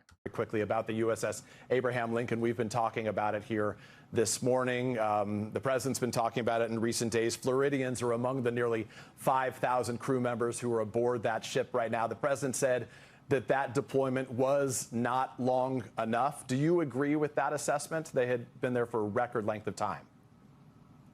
Well, listen, that's a question for the commander-in-chief. I'm not in charge of military deployments. I'm in charge of leading. I'm in charge of running to lead the state of Florida into the future. What I will tell you is that our state, we are the most veteran-friendly state in all of America. And so the conditions and, quite frankly, the retirement of our service members, that is of my top priority and what's important to me.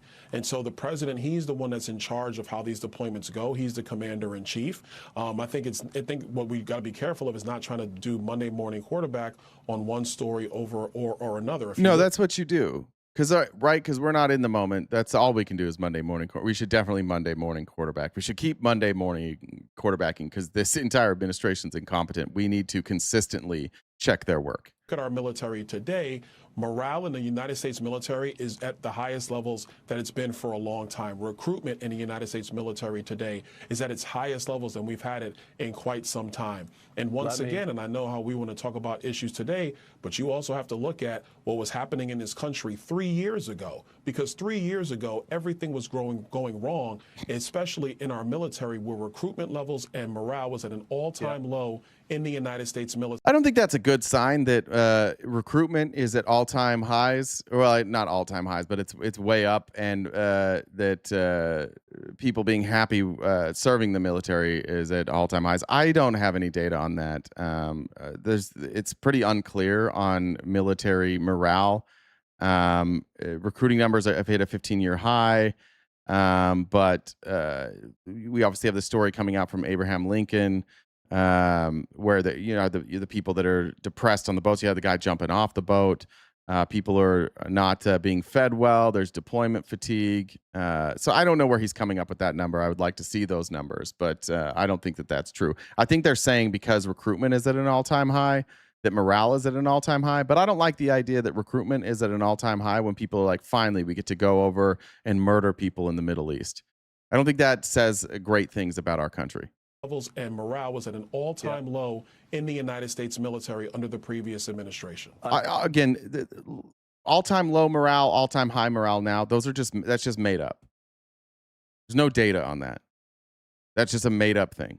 Understood. Obviously, we're now talking about what's going on today, and I think we would both agree that the morale of these individuals. No, we who are reaching talking out to about family what's members, going on sharing their today. experience. We are Let me talking about what's going on today. And when you set these policies in place, you have to recognize the damage that was caused before, and you have to work diligently to fix them. Of course, we would all want to have these things fixed immediately on day one. But unfortunately, yeah, but our military came out. Pete Hegseth came out and said none of this is happening. Everybody's really happy.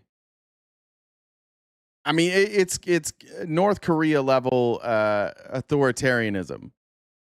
Stories leak about people being unhappy in the military. Pete Hegseth's like, nope, it's all a lie. Everybody's happy. Everybody's doing great. 100% of the people there just love being there. You're digging out from terrible economic policy, terrible military Population in the U.S. is also at a 15-year all-time high. That's a good point. Policy, and quite frankly, terrible border policy from the previous administration. It takes time to work through these issues, and we're going to diligently work through them. Sure. Obviously, the president's been in office for nearly 2 years. Some could argue that these should be his responsibilities. Yeah, some could, but the Republicans would never say anything is his responsibility because he doesn't take accountability for anything. And then last thing here, just a brutal fact check, and two, MAGA, I just want to know, just honestly, are you tired of blaming Joe Biden yet? It's ridiculous, right? Like we're basically almost 2 years into this. There's no way you can still legitimately be blaming Joe Biden, and yet your representatives do it. Have you gotten tired of that yet? Or is it still fresh enough that you're like, as long as I don't have to criticize Donald Trump? He said that the war is very complete pretty much. In April, he said that the core strategic objectives are nearing completion. We're now almost 6 months in. How much longer should Americans be willing to pay more, Congressman? Well, let's be very clear. First and foremost, the president, when he came back into office, was having to unwind one of the largest inflations most Americans have ever seen in their entire lifetimes. The Biden administration had prices rising. Had prices rising 9 months, year over year. There's a reason that he's continuing to push through this right now, because it's not true. To explain. Every year, with where we are right now in our economy, wages. Where we are today in the American economy, wages adjusted for inflation are actually rising in the United States. Listen, I know people do not want to see the higher prices at the pump. Neither do I. But we also have to understand that when it comes to so many aspects of our economy, we've been able to stabilize prices from the major run-ups under the Biden administration. And what's happening right now is we are trying to stop the Iranians from having a nuclear weapon. This is the same. When they say wages are keeping up, it is a 1 month snapshot, or a 1 year snapshot, and it's up 0.1. And a lot of the reason that this is even close is because Donald Trump inherited lower inflation, and now he has raised inflation. So it's closer to even now. But if you took just the first year of Donald Trump's presidency, if you went like January to January, these numbers are better for him. These numbers are getting worse for him. It's a 0.1% difference. Same Iranian regime that does not care about people's human liberties, human freedoms. They don't care about women's rights. They don't care about anybody's rights. They just want to breed terror around the globe, and they want to have nuclear weapons. And so what's happening with the Strait of Hormuz is they're using it as an economic weapon against the West, against the American people and the people of Europe. Yeah. Yep. Because we started bombing them for no fucking reason. So what do you want them to do? Like, this is crazy. It's like, can you believe the Iranians are responding? Yeah, I can. I can believe that when we bombed them, that they responded. And I can believe that they don't give a shit about the wallets of Americans. I can believe that. And we could have avoided all of this by not bombing them. You know how I know? Because the Strait of Hormuz was open. That's how we know. And now it's not. And why did they close it? Well, they said it's because they're getting bombed. I think we can believe them on that. That's what's happening. So when you're having to negotiate with that kind of an enemy, you got to be tough. You can't be soft, because all they will do is continue their journey towards nuclear weapons. Again, and to be clear, I guess which they didn't have and they've agreed not to have.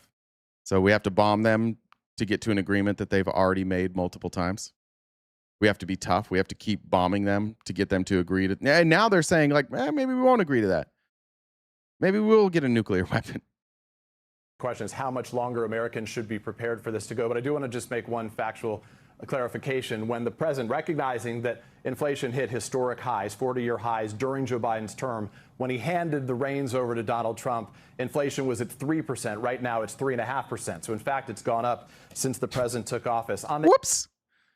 It's a hard thing to argue unless you're Byron Donalds, unless you're just a MAGA cuck.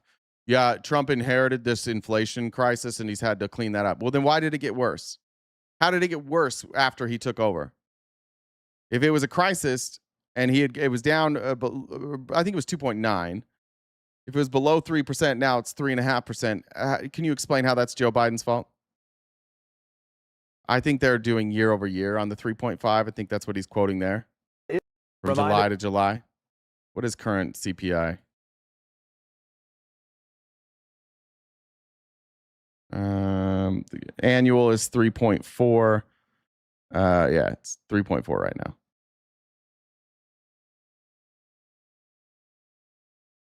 Joe Biden ruined the economy. Okay, yeah. See how easy it is. It's so easy. IMFRCD said Vindman for Senate tomorrow, Friday, Florida primary election.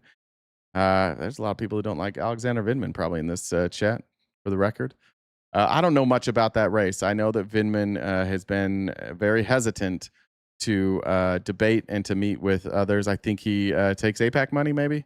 So I'm probably not done. I don't know a great deal about Vindman, but I think he takes AIPAC money, which for me is a line in the sand. All right, let's get into this. This is going to take up the rest of our show.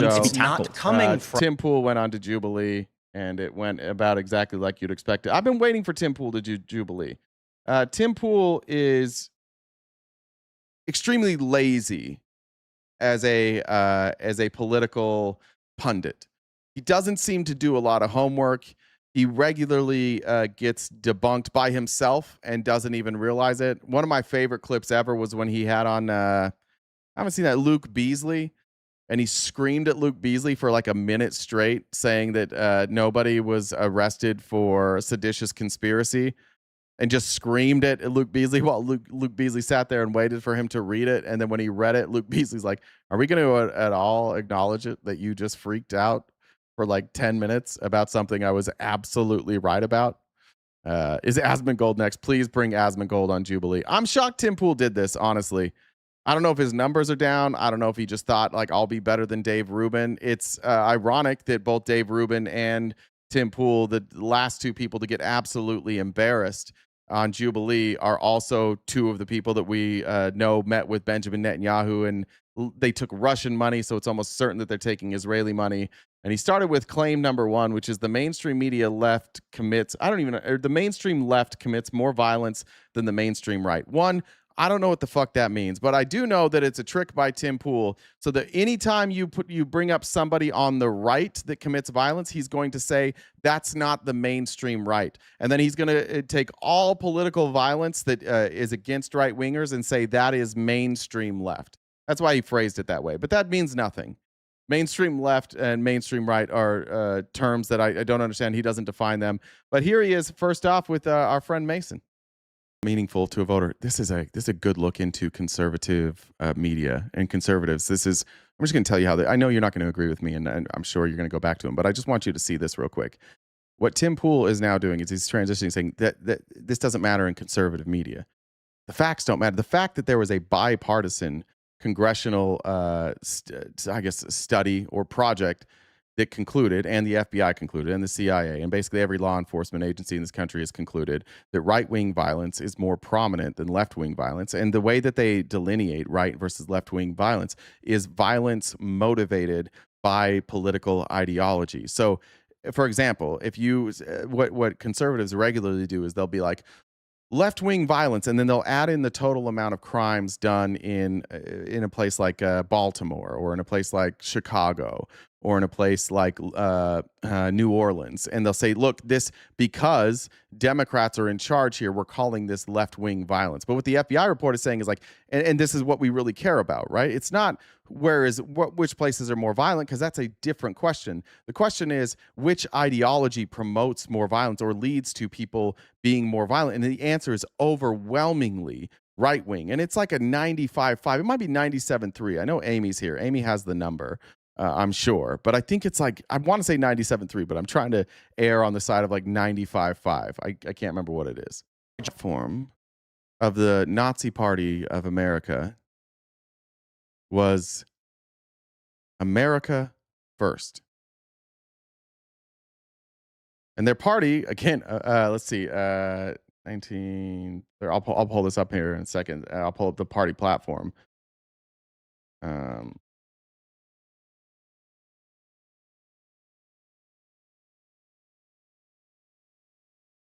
Of course, these are the neo-Nazis.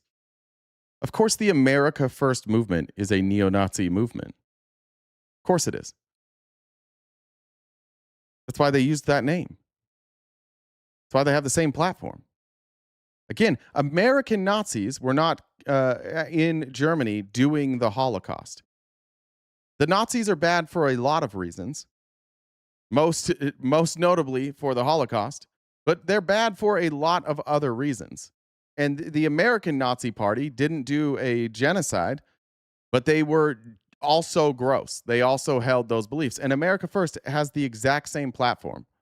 So yes, they are the neo-Nazis. Here, there's no credible standardized data set that substantiates over 465 incidents of Democratic-aligned or mainstream left political violence in the past decade. In reference to this claim, party leadership repudiation cannot consistently be used to exclude right-wing violence while attributing all left-coded violence to the Democrats. Fact check, dick kick to Tim Pool. Admittedly, is particularly egregious. January 6th was, that's why we talk about blunt versus acute.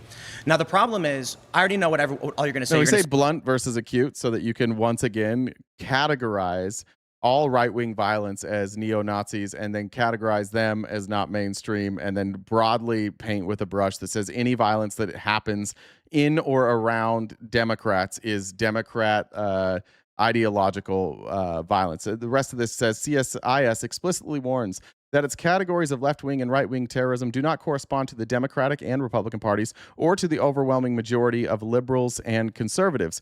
Amber adds to this political violence and murder in the U.S. that was on the DOJ website. 76% of political violence and murder in the United States, according to the DOJ, 76% of that came from right-leaning ideologies and only 4% came from left-leaning ideologies. Also, Republican-ran states have highest violent crime and murder rates, which is true. If you look at the total number of murders or total number of violent crimes, then of course you're going to find the most populated cities in this country. But if you're looking at statistically, where are you most likely to be a victim of violent crime, it's going to be in red states. But FBI stats and this was from Gail. I just wanted to show you guys this real fast. This is from The Guardian. U.S. Justice Department removes study finding far-right extremists commit far more violence. The U.S. Justice Department has scrubbed a study from its website concluding that far-right extremists have killed far more Americans than any other domestic terrorist group just days after a gunman fatally shot the prominent conservative activist Charlie Kirk. The report, now archived, we'll pull that up here, titled What the NIJ Research Tells Us About Domestic Terrorism, vanished from the Department of Justice website between 11 and 12 of September. According to Jason Palladino, an independent investigative reporter, yada, yada, yada. The vanished study opened with, since 1990, far-right extremists have committed far more ideological motivated homicides than far-left or radical Islamist extremists, including 227 events that took more than 520 lives. In this same period, far-left extremists committed 42 ideological motivated attacks that took 78 lives. That's including, by the way, which I think is obviously incorrect, to include radical Islamic extremists who are not far left in ideology. So that's 227 to 42, 520 deaths to 78. That's when you include radical Islamic extremists, which nobody would agree is left-leaning ideology. Thank you. Who sent that? That was from Gail. Thanks, Gail. While this is playing, guys, just a reminder, we're crowdfunded. We got about, how much time do we have left? About an hour left. So we're going to have plenty of time here. If you want to help us knock out the remaining balance of that gift goal, Venmo, Cash App, PayPal, those are the best ways. They take the least amount. We also do Super Chats and TikTok. You guys are doing a great job keeping us alive. Thank you. Top gifters are, again, Asta, Sophia, Secret Squirrel, Lara Lee, Johnny D, Dolphin, and Cassandra. And thank you. It's Lara Lee and Johnny D knocked off the top gifters today. And you guys are still gifting like crazy. So thank you guys so much for your support over on TikTok. It was to protest, right? Indeed. It was specifically... The dollar train is crying. I need some birthday love, friends. Thanks, Trudy. perfect definition of fascism. There's multiple definitions of fascism, and it just depends on which one you like. I like the 14 tenets because the 14 tenets takes the things that they all have in common. Other people like different definitions. And generally speaking, somebody's definition is based on how they like to argue their point in a debate. But broadly, like fascism is a pretty broad term, and you can fall into it, which is why I like the 14 tenets, because you're going to rule out a lot of people that people might call fascist by using the 14 tenets. No, I mean, I debated at Jubilee once. I get invited to do these surrounded. I refuse to do the surrounded ones. I hate them. It's probably like my own insecurity. Like, I don't want to run up to a chair. I think it's kind of weird. I would feel like an asshole doing it. And I'm not even judging these guys. I love Santana. He's a good dude. I love Mason. I met Mason at Jubilee. That's how we met. But we did I forget what ours was called. It's something else. Middle ground fascist.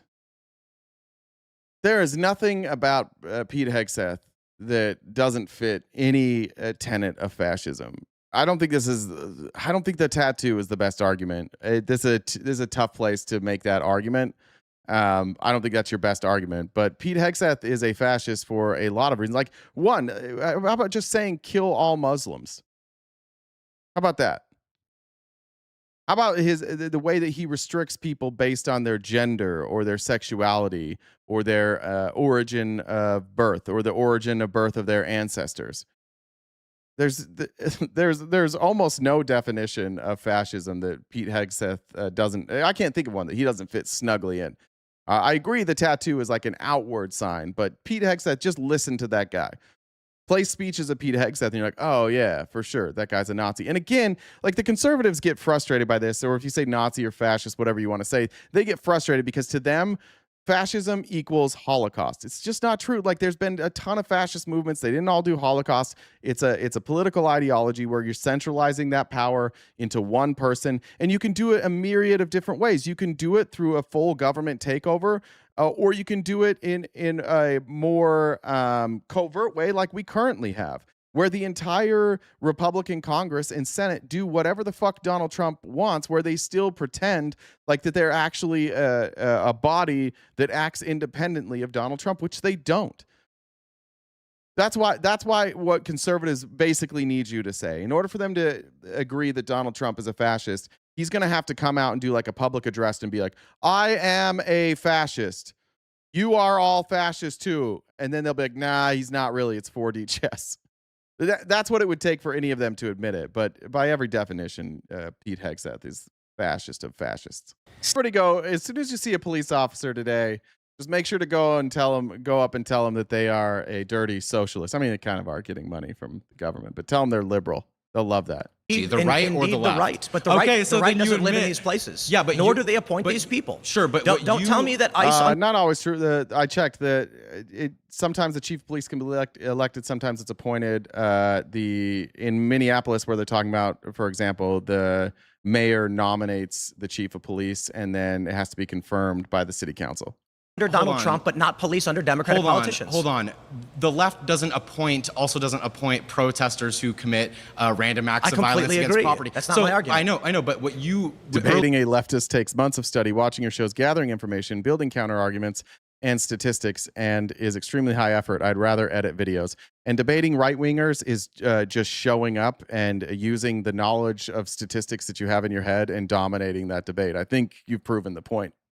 I don't want to debate lefties because it's going to take months for me to figure this out. And I'm like, I'll debate any of you at any time, at any place, and you will lose. And you will lose not because I'm brilliant, just because like your ideology is stupid and it's not based on reality. Literally, don't need ID to vote in Cali. Google it. But you have to prove your citizenship to register to vote in Cali. Literally, Google it. Remember, I'm saying certain words for a reason. You have to prove you are a citizen to register to vote in California. How do you prove citizenship without ID? You can use all sorts of different types of IDs. You could also use a birth certificate. You can use I think maybe there's some sort of like work authorizations that are allowed there. Social Security card. I'll pull up. What documents can you use to register to vote in California? Let's get the whole list here. I don't know why you guys don't know this. It's really sad. This has got to be the 100th time I've done this. To register in California, you generally need to provide one of these numbers on the registration application, either a driver's license, California state ID, or a California state ID card number. If you don't have either of those, you need the last 4 digits of your social security number. And it says your eligibility is based on you have to be a U.S. citizen, California resident, at least 18 years old, not currently serving a state or federal prison sentence, not found mentally incompetent to vote by a court.